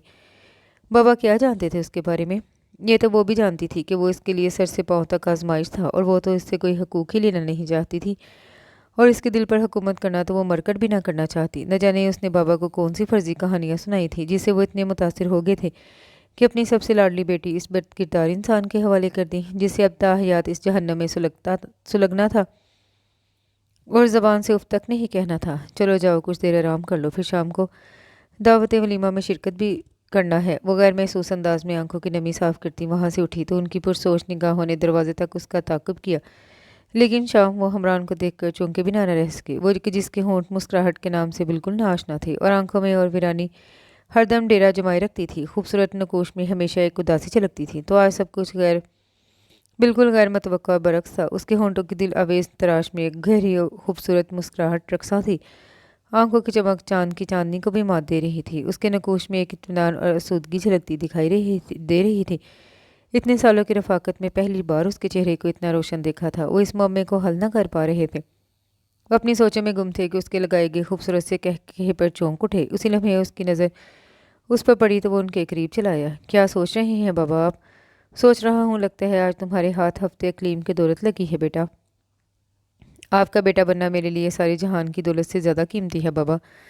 تو تم مطمئن ہو؟ وہ محسوس کرنے کے باوجود پوچھے بنا نہ رہ سکے۔ جی ہاں بابا، میں مطمئن بھی ہوں اور بہت خوش بھی، اور آج مجھے یقین ہو گیا ہے کہ خدا نے مجھ گنہگار کی خطائیں معاف کر کے اپنے انعامات کی بارش مجھ پر کر دی ہے۔ وہ انہیں یقین دلا رہا تھا، لیکن اس بات پر بھی شرمندہ تھا کہ وہ انہیں اصل حقیقت سے آگاہ کر سکتا تھا کہ ایسا کر کے وہ ان کی نظر کی بلندیوں سے پستیوں میں گرنا نہیں چاہتا تھا۔ تو پھر اس کی آنکھوں میں تمہاری رفاقت کے جگنوں کیوں نہ نہیں چمکے؟ اس کے چہرے پر ایسی شگفتگی کیوں تھی کہ جیسے وہ اپنی زندگی کی سب سے قیمتی متاع کھو بیٹھی ہو۔ وہ گہری سوچ میں غرق زیر لب بڑبڑائے تھے اور ان کی یہ بڑبڑاہٹ اس نے تک بخوبی پہنچی۔ اس نے شرمندگی سے سر جھکاتے ہوئے خود سے بہت سے عہد کیے۔ ولیمے کی دعوت نپٹاتے ہی روانگی کی تیاری شروع ہو گئی۔ رات 2:30 بجے کی فلائٹ تھی ان کی۔ نور العین کی بہنوں نے عائشہ بیگم کے ساتھ مل کر ہر کام اور تمام پھلاوا سمیٹنا تھا तमाम मर्द हजरात भी उसके दोनों बहनोई बाबा और ख़ुद हमरान बमा नूरुल ऐन बाकी ख़वातीन और बच्चों को बाबा के घर छोड़कर एयरपोर्ट सुधार गए थे। मामा प्लीज़ वहाँ पहुँचते ही कॉल कर दीजिएगा। मैंने अपिया को फ़ोन कर दिया था, वो आपको एयरपोर्ट से रिसीव कर लेंगी। ओके माई चाइल्ड, तुम तो इस तरह परेशान हो जैसे हम पहली बार इंग्लैंड जा रहे हैं। तुम्हारी अपिया अगर ना भी आई तो मैं इंग्लैंड के चप्पे चप्पे से वाकिफ़ हूँ। नो प्रॉब्लम, तुम परेशान मत हो, उन्होंने रसान से समझाया। नो मामा, एक्चुअली पापा की कंडीशन ऐसी है। डोंट वरी बेटा, आपकी मामा अभी इतनी कमज़ोर नहीं हुई, उन्होंने भरी सी चादर अपने गिर्द अच्छी तरह लपेटते हुए कहा। ओके मामा, अल्लाह हाफिज़। प्लीज़ हर रोज़ बाबा की कंडीशन के बारे में बताती रहिएगा। वो आप दीदा सा उनके गले लगा। व्हील चेयर पर बैठे पापा को झुककर बोसा दिया। तुम भी मेरी बहू का बहुत ख्याल रखना, ज़मीनों पर चक्कर लगाते रहना और इसे भी कहीं घुमाने ले जाना, परेशान नहीं करना इसे। ओके ओके मामा। वो धीमा सा मुस्कुरा दिया तो बाकी लोग भी मुस्कुरा दिए। वो पापा का हाथ थामे हुए उन्हें मुस्लिम नसीहतें करने लगा। उनके अंदर की तरफ भर जाने और नज़रों से ओझल हो जाने के बावजूद कितनी ही देर उसका हाथ फ़ज़ा में मुअल्लक़ रहा। अपने कंधे पर शफीक सा दबाव महसूस करके वो चौंका। बाबा ने तसल्लीआमेज़ निगाहों से देखा। आओ इधर बैठते हैं। फिर जब तक उनके जहाज़ ने ज़मीन न छोड़ी वो मामा से मुसलसल राब्ते में रहा। उनकी वापसी सुबह फजर के वक्त हुई थी। नमाज के बाद हाथ उठाए तो बेख्तियार दुआएं मचल मचल कर उसके होंठों से अदा हो रही थी। या खुदा, तू रहीम है, करीम है, तेरे आजिज़ बंदे हैं। तो जिसे चाहता है छीन लेता है और जिसे चाहता है नवाजता है। या अल्लाह, तू मेरी मदद सुन, मेरी फरियाद सुन, बेशक तू ही सुनने वाला है। या अल्लाह, मेरे वालिदैन मुझसे मेरे इस प्यारे वतन से जिस मकसद के लिए जुदा हुए हैं तो उसमें उन्हें कामयाबी अता फरमा। मेरे बाप को सेहत कामला अता फरमा। या अल्लाह, वो अपनी मर्ज़ी से हरकत भी नहीं कर सकते तो उन्हें अपने कदमों पर लौट कर आने की तौफीक दे। मेरे या रब, के बेशक तेरे इख्तियार में सब कुछ है। न जाने कितनी देर वो अपने रब के हुजूर हाजिर रहा। उसका चेहरा आंसुओं से भीगता रहा। जब उसने सजदे से सर उठाया तो उसके अंदर ढेरों सुकून और इत्मीनान था। अपनी दुआओं से पूरा होने का तयन करता वो उठा था। कोई खूबसूरत और पुरअसर आवाज़ थी जो कि बार बार उसके शोर पर दस्तक देती, पलट जाती। बहुत दूर कहीं बहुत गहराइयों से आती वो आवाज़ उसे शऊर की दुनिया में खींच रही थी। उसने करवट बदली लेकिन जहन के दरीचे में डूबती उभरती वो आवाज़ आखिरकार उसे होश की दुनिया में खींच लाई। उसने धीरे से आंखें खोली और अपनी आंख खुलने का सबब सोचने लगी। शायद वो अभी तक पूरी तरह बेताड़ न हुई थी। फिर आगे ही के दरवाह होते ही वो झटके से उठ बैठी। क्लॉक पर नजर पड़ी तो चौंक गई। फजर की नमाज में कम वक्त बाकी था। वो एक बार फिर खुद पर हैरान होती। वो तेज़ी से वॉशरूम की जानिब बढ़ी। पूरे खुशू खुशू से नमाज अदा करके दुआ के लिए हाथ बुलंद किए तो तिलावत कलाम पाक की घर में गूंजती दिल मोह लेने वाली आवाज़ उसे एक बार फिर अपने हिसार में ले लिया। उसे याद आया कि इसी आवाज़ की तासीर थी जो उसे हवासों की दुनिया में लौटी थी। लेकिन कौन? शायद कोई रिकॉर्डिंग। दुआ के लिए बुलंद किए हाथ यूं ही फैले थे लेकिन तमाम दुआएं होंठों पर आने से पहले ही दम तोड़ जाती। उसकी समझ में न आया वो अपने खुदा से क्या मांगे। चाहने के बावजूद एक भी आंसू उसकी आंखों से न टपका था। वो कि जिसके पिछले 4 सालों से हर लम्हा आंसू अपने खुदा के हुजूर बहने को तैयार रहते थे। अब ये कैसा सुकून और इत्मीनान था जो उसके अंदर सरायत कर रहा था। बरसों से उसके अंदर भड़कती आग पर जैसे किसी ने पानी डालकर बुझा दिया था।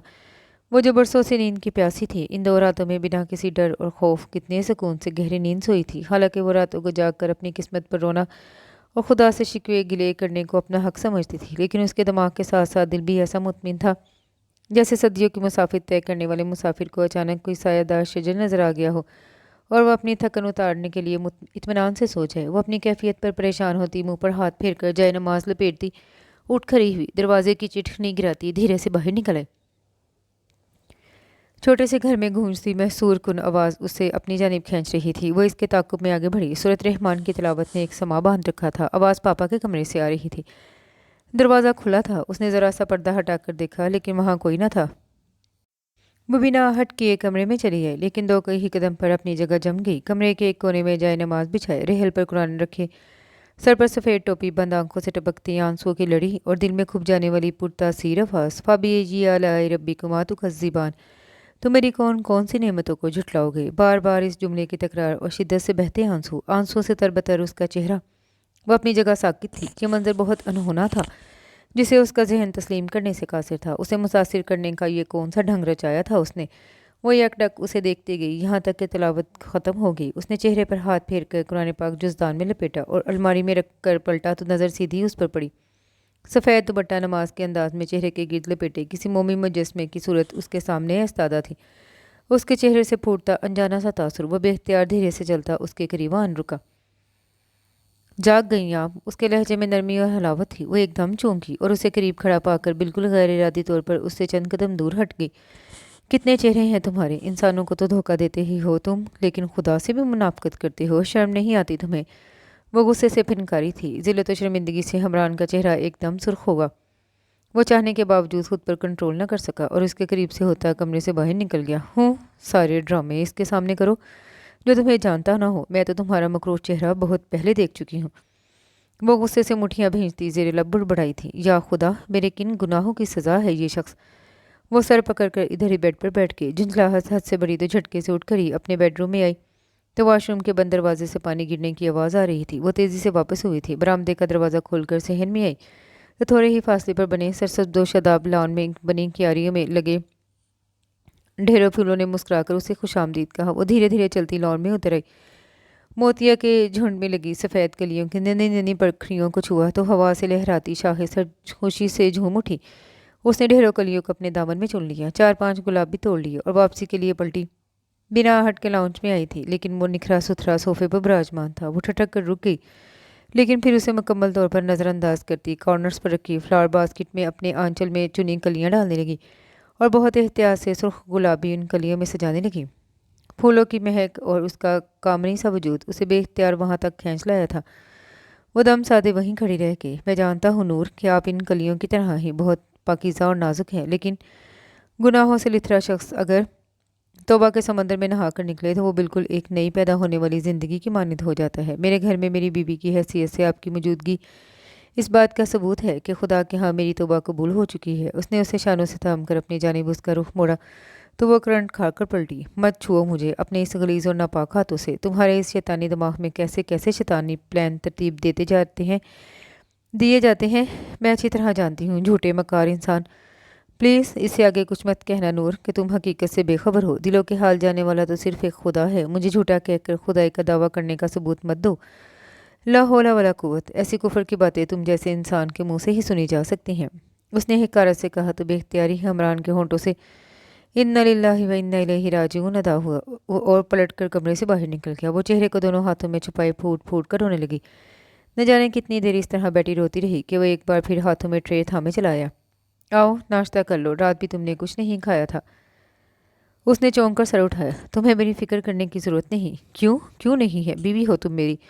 उसके दिल का शोंटों पर दिल अवेज से मुस्कुराहट आन ठहरी। नहीं हूँ मैं तुम्हारी, कुछ भी समझे तुम? उसकी आग बगोला होने पर उसने खूबसूरत सा कहकहा लगाया। तुम्हें याद है तुमने पहली मुलाकात में मुझसे निकाह की दरख्वास्त की थी? महज नकती वक्ती निकाह की दरख्वास्त। हाँ, किस तरह भूल सकती हूँ मैं उस जहन्नम को। 4 साल इस जहन्नम की आग में जली हूँ। वो झटके से खड़ी हुई। उसके चिल्लाने पर वो उसके करीब चलाया। तो फिर अब तो तुम ना सिर्फ शरई बल्कि कानूनी और माशरती तौर पर भी मेरे निकाह में हो। तुम्हारे बाबा ने अपने हाथों से बहुत मान के साथ तुम्हें मेरे साथ रुखसत किया है। मैं तुम्हें सबके सामने अपनी इज्जत बना कर लाया हूँ। तुम्हारे तमाम जुमला हकूक अपने नाम करवा चुका हूँ 4 गवाहों की मौजूदगी में। तो फिर अब क्यों मेरे होने से इनकारी हो? अब तो मैं तुम्हारे लिए नामहरम नहीं हूँ। तो फिर अब क्यों छूने नहीं देती हूँ मुझे खुद को? वो जैसे खुद को उसके सामने बेख्तियार सा पाता था। बेखुदी से उसे देखता खुद बहुत लफ्ज़ टूट टूट कर उसके होंठों से अदा हो रहे थे। यही ख्वाहिश थी ना तुम्हारी कि तुम्हारी ज़िंदगी में आने वाला पहला मर्द तुम्हारा महरम मैं हूँ, तो पहला मर्द तुम्हारा महरम हो जिसे तुम पूरी ईमानदारी के साथ अपने वजूद की अमानत सौंप कर शांत हो जाओ कि उस तक उसकी अमानत बाहिफाजत पहुंच गई। इसे तो एक एक हर्फ याद था। मेरे अलावा कोई दूसरा मर्द तुम्हारी ज़िंदगी में नहीं आया। मेरे अलावा किसी नामहरम ने तुम्हें नहीं देखा।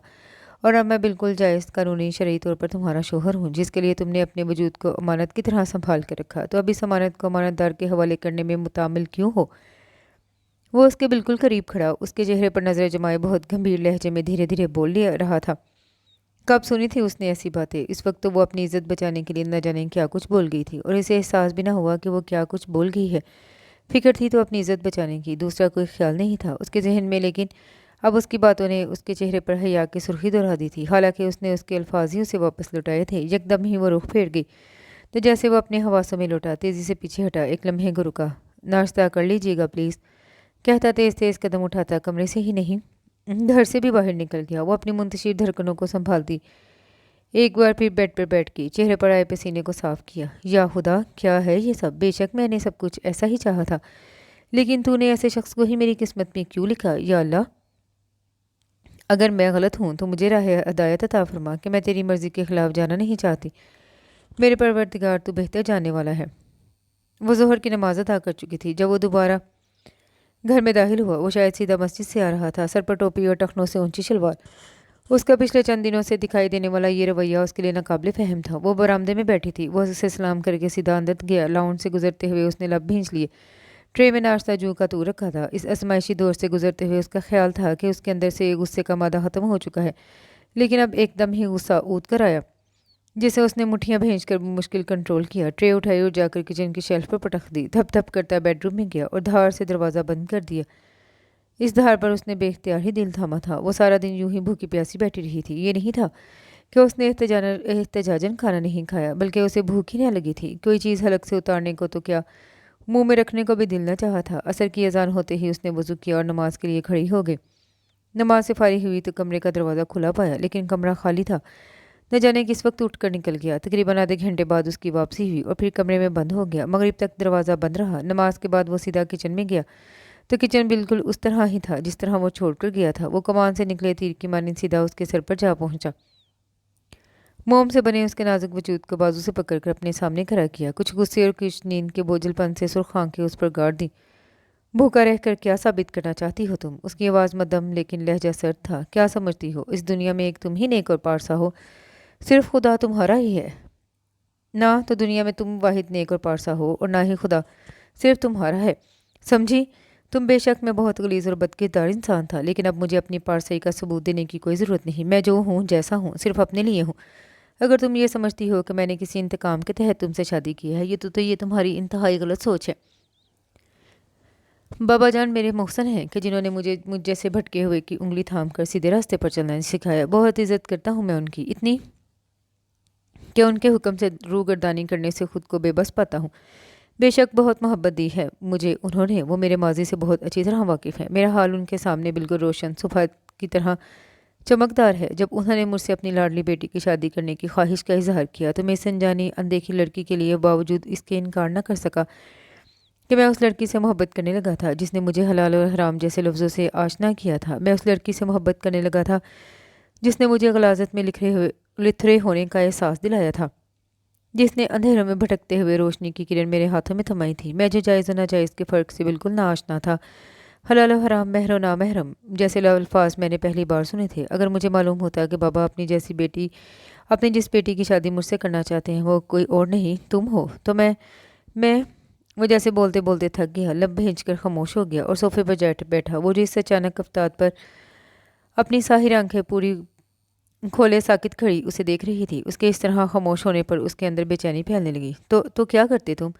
وہ تلخی سے گویا ہوئے۔ میں نے بہت مجبوری اور بے بسی کی حالت میں بہت دل مار کر بابا کی بیٹی سے شادی کی تھی۔ اگر مجھے معلوم ہوتا کہ وہ تم ہو تو وہ ایک بار پھر اٹھ کر اس کے قریب چلایا۔ وہی آنکھیں جن میں ابھی چند لمحوں پہلے شعلے سے لپک رہے تھے اب روشنیاں سی اتر آئیں تو میں بہت چاہت سے بہت محبت سے نکاح نامے پر سائن کرتا، حق مہر کے عوض اپنی زندگی کی ہر سانس تمہارے نام لکھ دیتا، دل کی ہر دھڑکن میں تمہیں بسا کر بہت چاہ سے اس گھر میں لاتا، کیونکہ میری زندگی میں روشنیاں بکھیرنے والی تم ہی تو تھی، میری راہ کا روشن ستارہ تم ہو، نور العین۔ اس نے بہت دھیرے سے اس کے ہاتھ تھام کر بہت جذب سے کہا، تم میری زندگی میں آئی اور میری راہوں میں روشنیاں بکھیر کر خود نہ جانے کہاں کھو گئی۔ کیا تم اس بات کا یقین کرو گی کہ تم میری زندگی میں آنے والی سب سے آخری لڑکی ہو؟ بے شک تم سے پہلے میں نے بے شمار لڑکیوں کو ٹیشو پیپر کی مانند استعمال کیا، لیکن تم نے، وہ جو کہ پچھلے 4 سالوں سے بالکل خاموش تھا، سوائے بابا کے اسے بولتے کسی نے نہ سنا تھا، آج بے تکان بول رہا تھا۔ اس بولنے اور اس وقت بولنے میں فرق یہ تھا کہ اس وقت اس کی آنکھوں سے ایک پانی کا چشمہ بہا تھا، جبکہ آج اس کے ہونٹوں پر مدھم سی مسکراہٹ اور چہرے پر جذبوں کی صداقت نے عجب سی روشنی بکھیر رکھی تھی۔ میں یہ نہیں کہوں گا میں نے تمہیں کڈنیپ کر کے غلطی کی، میں تم سے اس لیے معافی نہیں مانگوں گا کہ میں اس بات پر شرمندہ نہیں ہوں، کیونکہ اگر میں تمہیں کڈنیپ نہ کرتا تو میں ہمیشہ گناہوں کی دلدل میں دھنسا رہتا۔ میں نے تمہیں سڑک سے سچ مچ اپنی ہوس کی پیاس بجھانے کے لیے اٹھایا تھا کہ مجھے تو اپنی ذات پر غرور تھا کہ مجھے آج تک کسی لڑکی نے ٹھکرایا نہیں۔ ہر لڑکی میری باہوں میں آ کر موم کی طرح پگھل جاتی تھی، لیکن تمہاری ضد نے مجھے چونکایا تو تمہاری پارسائی کے غرور نے مجھے چیلنج کیا۔ لیکن جب تم میرے قدموں میں بیٹھ کر نکاح کر لینے کی فریاد کی تو میرے دماغ کے پرخچے اڑ گئے۔ پھر اس کے بعد تم نے جو کچھ کہا وہ میرے لیے بالکل نیا اور انوکھا تھا۔ تمہاری باتوں سے مجھے کسی اندھے کنویں میں دھکیل دیا جہاں غصے میں کچھ بھی دکھائی نہ دیتا تھا، صرف ایک باز گشت تھی، ایک آواز تھی، حلال حرام حلال حرام۔ میں خود کو بھول بیٹھا، سب کچھ بھلا بیٹھا، یہاں تک کہ تمہیں بھی۔ بس صرف حلال حرام کی تلاش میں سرگردہ مارا مارا پھرنے لگا، لیکن مجھے کچھ سجھائی نہ دیتا۔ تم روشنی کی صرف ایک کرن میرے ہاتھوں میں تھما کر خود غائب ہو گئی۔ میں اس کرن کو تھامے درد بھٹکتا رہا، اور پھر بابا میری زندگی میں چلے آئے، جنہوں نے جگمگاتے چراغ میرے ہاتھوں میں تھما دیے، اور خدا کا شکر ہے کہ میری واپسی سہل ہے۔ اگر تم ان راہوں پر میرے ہم قدم چلنا چاہتی ہو تو یہ میری خوش بختی ہوگی، لیکن اگر تم اپنی ذات کے غرور میں ہی مقید رہنا چاہتی ہو تو بھی کوئی اعتراض نہیں ہے۔ اب میں وہ نہیں ہوں جسے پا لینے، چھو لینے اور تسخیر کر لینے کی عادت تھی۔ اب میں ان منزلوں سے بہت دور نکل آیا ہوں۔ میری طلب اب جسم نہیں، روح ہے، اور تمہیں میں اپنی روح میں بسا محسوس کرتا ہوں۔ میری طلب اب تمہارا جسم نہیں، تمہاری محبت ہے۔ محض تمہارا وجود میرے لیے کوئی حیثیت نہیں رکھتا۔ میں تب تک تمہارے نزدیک نہیں آؤں گا، تمہیں نہیں چھوؤں گا، جب تک کہ میرے لیے تمہاری آنکھوں میں، تمہارے دل میں موجود نفرت کی جگہ کوئی دوسرا جذبہ نہیں لے لیتا۔ اور وہ جذبہ اگر محبت کا ہو تو اس سے بڑی خوش نصیبی اور کیا ہوگی میرے لیے۔ لیکن اگر تم خود کو مجبور پاؤ تو تب بھی میں تمہیں مجبور نہیں کروں گا کہ اب میں زبردستی کا قائل نہیں رہا۔ ایسی صورت میں بھی مجھے بتا دینا، میں بابا صاحب جیسے انسان کے سامنے مجرم بن کر تمام الزام اپنے سر لے کر تمہیں چھوڑ دوں گا۔ وہ بولتے بولتے اچانک ہی ایسے خاموش ہوا جیسے اس کے دل میں کسی نے تلوار ترازو کر دی ہو، اور پھر ایک دم ہی باہر نکل گیا۔ وہ لاؤنج کے ایک کونے میں کسی بت کی مانند ساکت سامت اس کا حرف حرف سن رہی تھی۔ اب بھی ایک سکتے کی کیفیت میں گھری ہلتے ہوئے پردے کو دیکھے گی، اور پھر دھپ سے صوفے پر گر کر سرد کو دونوں ہاتھوں میں تھام لیا۔ وہ اپنے تمام جذبوں کو زبان دے کر اب اس سے بالکل لا تعلق ہو گیا تھا۔ وہ اپنا زیادہ تر کام خود ہی کرتا تھا۔ کمرہ تو اس نے اسی دن علیحدہ کر لیا تھا، نہ تو وہ اس کے بیڈ روم میں جاتی اور نہ ہی وہ اسے کسی کام کے لیے پکارتا۔ وہ صبح کا نکلا، شام ڈھلے گھر واپس آتا، پھر عشاء کی نماز کے لیے نکل جاتا تو واپسی بھی کافی دیر سے ہوتی۔ وہ سارا دن اکیلے خالی گھر میں بولائی پھرتی۔ اسی فراغت سے گھبرا کر اس نے گھر کی تفصیلی صفائی کی ٹھانی تو باقی تمام گھر کے ساتھ ساتھ اس کا بیڈ روم، وارڈروب، بک ریک، سگرز کی ہر چیز کو چمکا ڈالا۔ سارے دن کی سرتور محنت کے بعد رات کا کھانا بھی بنایا۔ وہ اس وقت کچن میں مصروف تھی جب وہ اپنے پیچھے آہٹ پر پلٹی۔ اسے کبھی دستک دے کر گھر میں داخل نہیں ہونا پڑا تھا کہ بیرونی دروازے کے آٹومیٹک لاک کی ایک چابی اس کی بھی تھی۔ وہ فریج میں سے پانی کی بوتل نکال کر گلاس بھرنے لگا۔ آپ نے میرے کمرے کی صفائی کی، اس کے لیے آپ کا شکریہ، لیکن پلیز میرے لیے یا میرے کاموں کے لیے آپ کو کسی طرح کا بھی تردد کرنے کی ضرورت نہیں ہے۔ وہ بنا اس کی جانب دیکھے کہتا گلاس لے کر کچن سے نکلنے لگا، لیکن دروازے پر بنا رکے مڑا۔ تیار ہو جائیے، ہمیں بابا کی طرف جانا ہے، کہتا نکل گیا، اور وہ لب بھینچے وہیں کھڑی رہی۔ اس کے رویے سے اب اس کے اندر غصہ اور جھنجھلاہٹ بڑھنے لگی تھی۔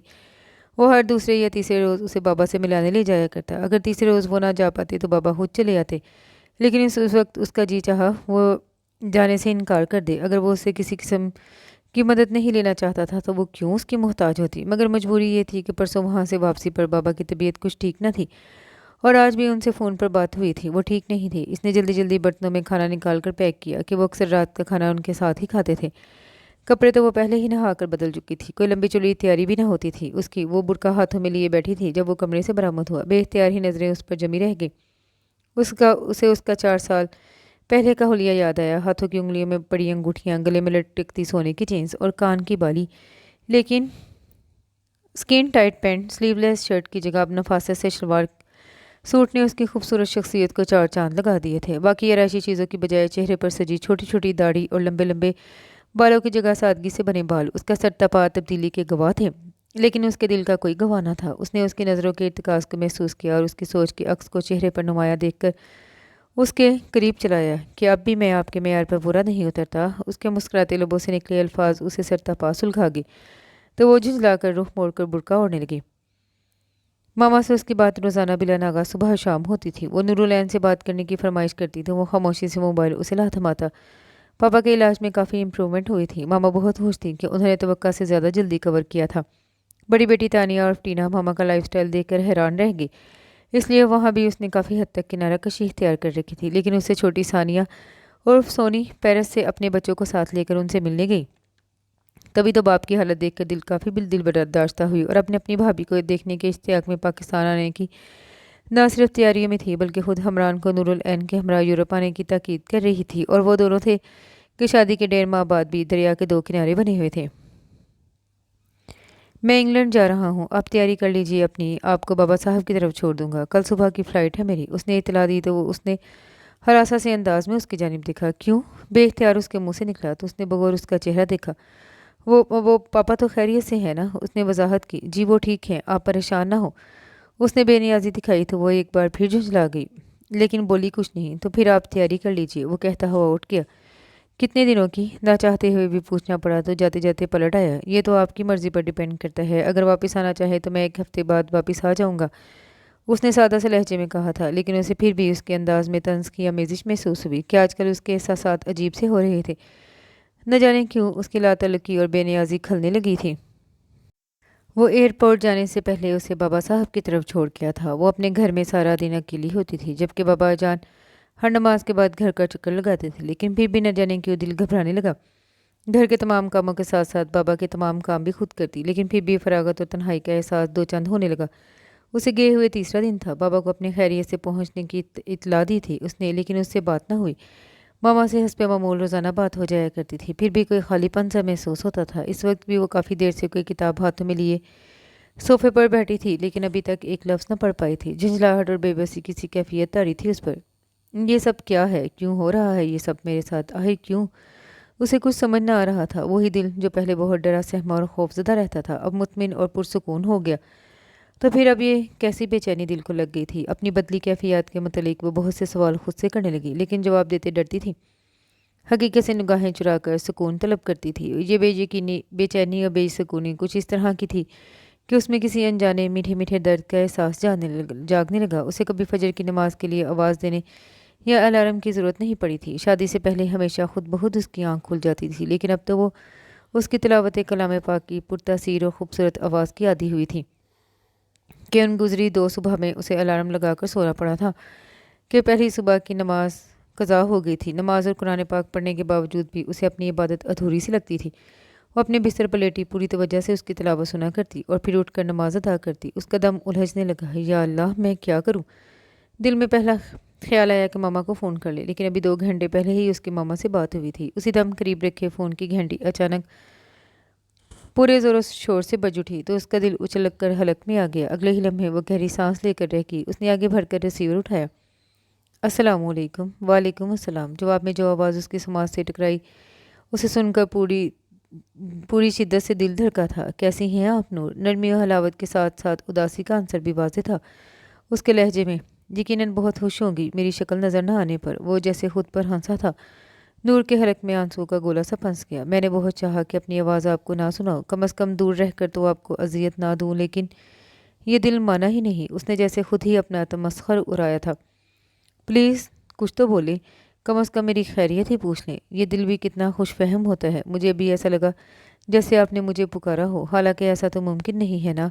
वो जैसे उससे तस्दीक चाह रहा था। उसने बेख्तियार होंठों पर हाथ रखकर अपनी सिसकी दबाई और फ़ौरन रिसीवर रख दिया और बेख्तियार होकर रो दी। उसे हस्बे वादा पूरे 1 हफ्ते बाद लौट आना था और आज उसे गए पूरे 7 दिन हो गए थे। वो अपनी तैयारी मुकम्मल किए बैठी थी। लगता है हमारी बेटी का दिल नहीं लगा बाबा के घर आकर, उन्होंने मुस्कुराकर कहा तो वो झीम गई। सदा खुश और आबाद रहो। उन्होंने दस्ते शफ़क़त उसके सर पर रखा और मुतमिन से होकर मस्जिद चले गए। उसने किचन में घुसकर मुख्तलिफ डिशेस बनाई थी और अब एक एक पल काटना मुश्किल हो रहा था। मगरिब से थोड़ी देर कबल कॉल बेल की आवाज़ पर दौड़ती हुई बाहर आई और फिर अपनी बेख्तियारियों पर खुद ही हंसती आगे बढ़ी।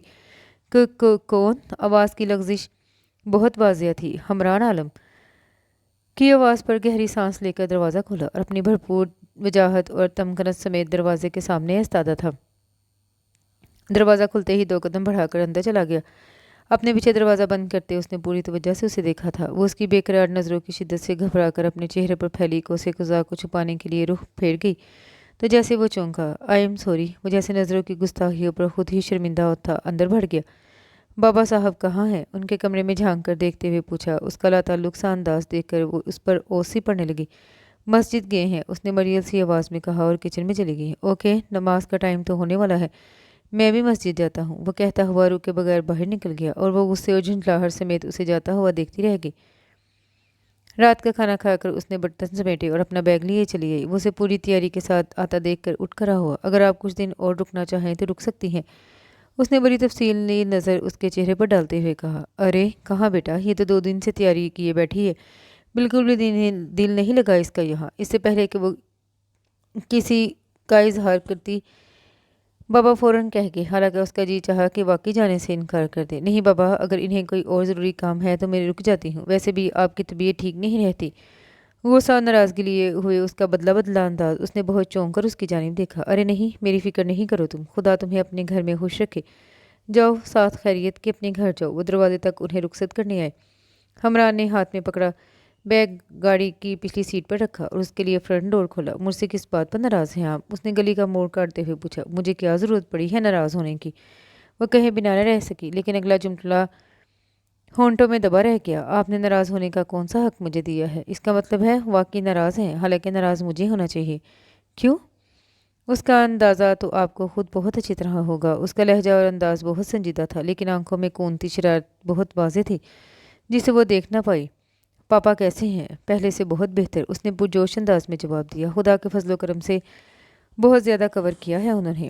اب کوئی کوئی لفظ ان کے منہ سے ادا ہوتا ہے اور خود سے اٹھ کر بیٹھنے کی کوشش بھی کرتے ہیں، گردن کو حرکت دینے میں بھی کامیاب ہو جاتے ہیں۔ وہ بہت خوش ہیں، اور ہاں، ثانی آ رہی ہے پاکستان۔ کب؟ رمضان المبارک بھی اور عید بھی یہاں کرے گی۔ شاید اگلے ہفتے میں رمضان المبارک کا چاند نظر آ جائے، آخری عشرے میں اس کی آمد ہوگی۔ 10 منٹ بعد وہ گھر کے دروازے پر کھڑے تھے۔ اسے خوشی کی بجائے تھوڑا سا افسوس ہونے لگا۔ رمضان المبارک بہت رحمتوں اور برکتوں والا مہینہ تھا، اور اس مہینے کا وہ ایک ایک لمحہ عبادت میں گزارتی تھی، جبکہ مہمانوں کی آمد پر ایسا ممکن نہیں تھا۔ خیر، اللہ مالک ہے، مہمان بھی خدا کی رحمت ہوتے ہیں، لیکن ان مہمانوں نے جلد ہی عید کے بعد آنے کا سندیش بھیج دیا تھا۔ اس کے رویے میں تبدیلی محسوس کر لینے کے باوجود بھی حمران کا رویہ بدستور، لاتعلق اور بے نیاز تھا۔ وہ اب اس کے تمام کام اپنے ہاتھوں سے کرنے لگی، اور وہ اسے ٹوکنے کی بجائے خاموش تھا۔ رمضان المبارک کا چاند نظر آنے پر جہاں وہ بہت خوش تھی، وہاں وہ بابا کے لیے پریشان بھی تھی۔ حمران ابھی تک گھر نہیں آیا تھا، مغرب کی نماز پڑھنے نکلا تھا اور کہہ گیا تھا اگر چاند ہو گیا تو تراویح پڑھ کے گھر لوٹے گا، اور جب وہ داخل ہوا تو بابا بھی اپنے سوٹ کیس سمیت اس کے ہمراہ تھے۔ بہت منت سماجت اور بہت سی دلیلوں کے بعد راضی ہوئے تھے۔ وہ ان کے ساتھ رہنے میں وہ بہت خوش تھی۔ انہیں پاپا کے کمرے میں ٹھہرایا۔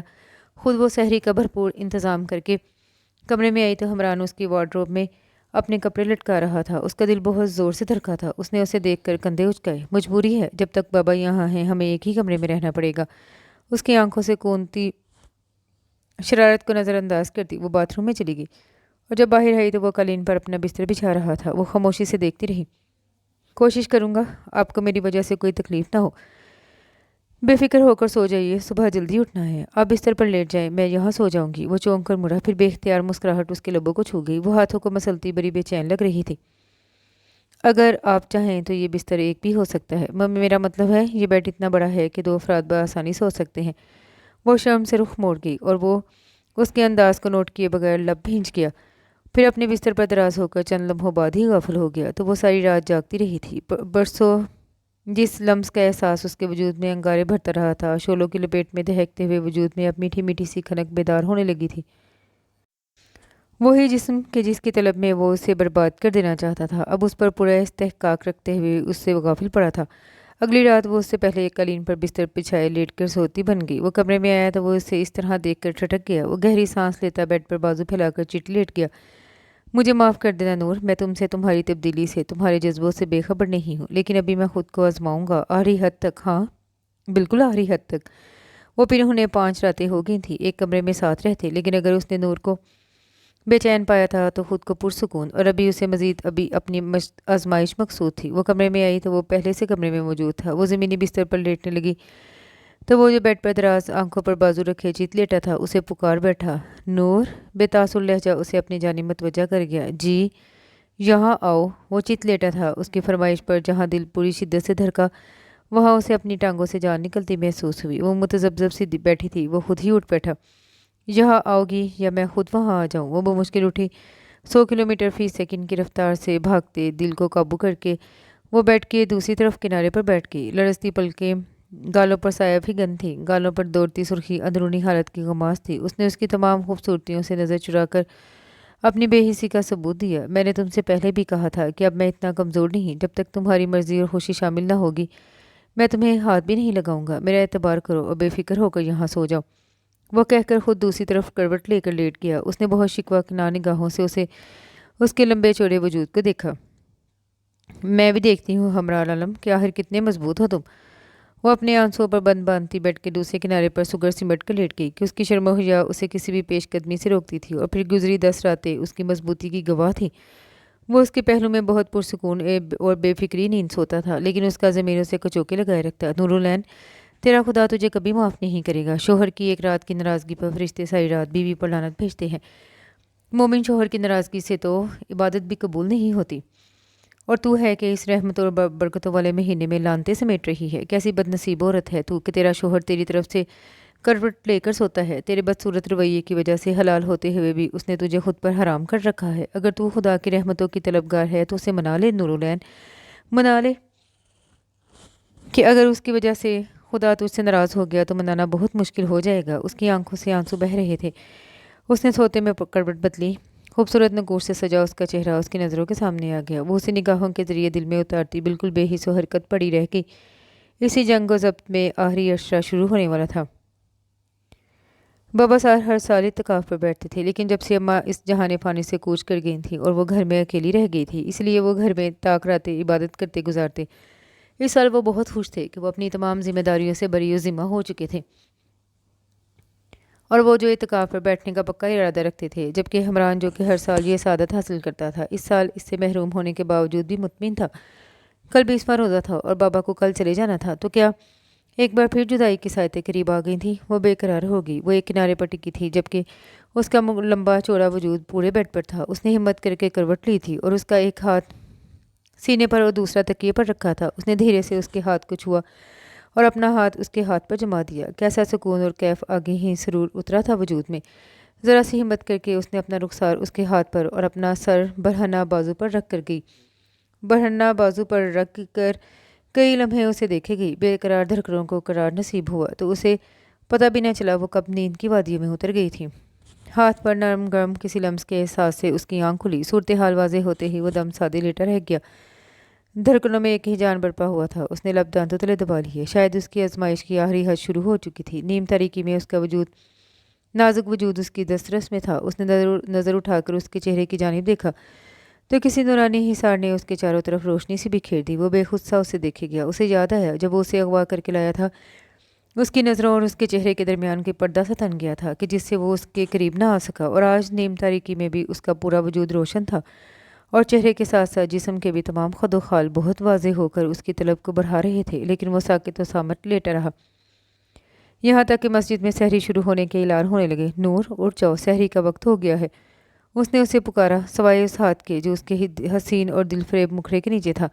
اس نے دوسرے ہاتھ سے اسے چھونے کی کوشش نہ کی تھی۔ اس نے پٹ سے آنکھیں کھول دی۔ اسے جاگتے دیکھ کر جلدی سے اپنا چہرہ اس کے ہاتھ سے اٹھایا اور وہ اس سے پہلے بستر سے اٹھ گیا، اور حیرت و شرمندگی اور دکھ کے احساسات میں گری اپنے مجازی خدا اور حقیقی خدا کی ناراضگی کا منظر دیکھتی رہ گئی۔ آخری عشرے کی طاق راتوں میں اس نے رو رو کر گر گرا کر اپنے خدا سے معافی مانگی تھی، لیکن اپنے مجازی خدا سے وہ دل میں ناراض سی رہنے لگی جو ایک بار پھر اسے تنہا کر گیا تھا۔ دل پر بوجھ بڑھ گیا۔ اسے اپنی تمام باتیں ضائع ہوتی ہوئی محسوس ہوئیں۔ کس سے دل کا حال کہے؟ بہنیں ایسی بے مروت نکلی کہ شادی کے بعد پلٹ کر نہ دیکھا۔ فون پر ہی بات ہو جاتی تھی۔ ایک کراچی میں تو دوسری کوئٹہ میں مقیم تھی۔ اپنے بچوں اور ان کے مسائل میں الجھی وہ اس کا بوجھ کیا بٹا سکتی تھیں۔ عید پر آنے کا کہہ رہی تھی، اور عید کا چاند آج کل میں نظر آنے والا تھا۔ وہ پاپا کے گھر کی صفائی بھی کر رہی تھی اور اپنے گھر کی تفصیلی صفائی بھی کر چکی تھی۔ اسے گھر کی تنہائی کاٹ کھانے کو دوڑنے لگی۔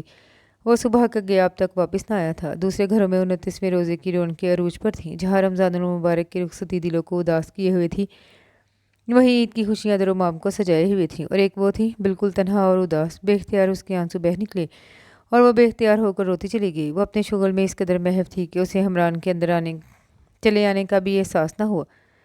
نور، کیا ہوا؟ خیریت تو ہے، کیوں رو رہی ہیں آپ؟ اس کی حیران و پریشان آواز اس کے کانوں سے ٹکرائی تو وہ چونکنے کی بجائے اسے مزید رونا آنے لگا۔ وہ اس کی پرواہ کیے بغیر دھواں دھار روتی چلی گئی۔ وہ پریشان سا اس کی جانب دیکھے گیا۔ پلیز نور، بتائیں کیا ہوا ہے؟ اس طرح مت روئیں پلیز۔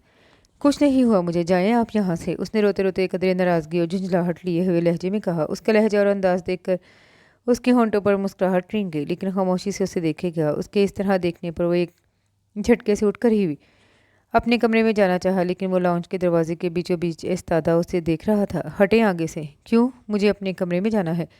اس کا لہجہ بہت ناراض تھا۔ رونے کی وجہ بتائے بغیر نہیں جا سکتی آپ؟ کوئی زبردستی ہے؟ جی زبردستی ہے۔ اس کی شوخ مسکراہٹ اسے نروس کرنے لگی۔ لیکن آپ تو زبردستی کے قائل نہیں۔ وہ چپتے ہوئے لہجے میں طنز کر گئی تو وہ کہا لگا کر ہنس دیا۔ روزے کی حالت میں خود پر ایسا ظلم کرنا کہاں کی عقل مندی ہے؟ آپ کو اس سے کیا؟ آپ کو کیوں پرواہ ہونے لگی میری؟ مجھے ہی تو آپ کی پرواہ کرنا ہے ڈیئر۔ بائی دا وے اس تبدیلی کی وجہ پوچھ سکتی ہوں؟ اس نے چپتے ہوئے کہا۔ وجہ بھی بتائیں گے، آؤ پہلے افطاری کر لیں۔ وہ اس کا ہاتھ تھام کر کچن میں لے آیا تو وہ ایک ٹرانس کی حالت میں اس کے ساتھ کھینچتی چلی گئی۔ اس وقت افطاری کا سائرن بجا اور ساتھ ہی مسجد میں روزہ کھلنے کی دعا پڑھی جانے لگی۔ دعا کرو نورالعین کہ خدا ہمارے دلوں میں موجود ہماری محبتوں کو تا ابد قائم رکھے۔ اس نے کھجور کا ٹکڑا منہ میں توڑ کر اس کے منہ میں رکھا تو وہ چونکی، آدھا ٹکڑا اپنے منہ میں رکھا اور اس کا ہاتھ تھام کر اپنے بیڈ روم میں مغرب کی طرف کھلنے والی کھڑکی میں آن کھڑا ہوا۔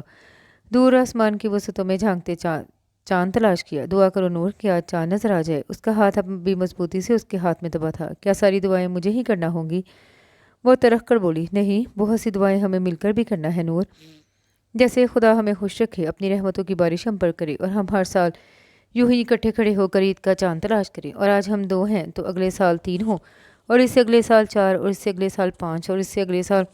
بس کریں، کیا ہو گیا ہے؟ آپ کو مروائیں گے مجھے؟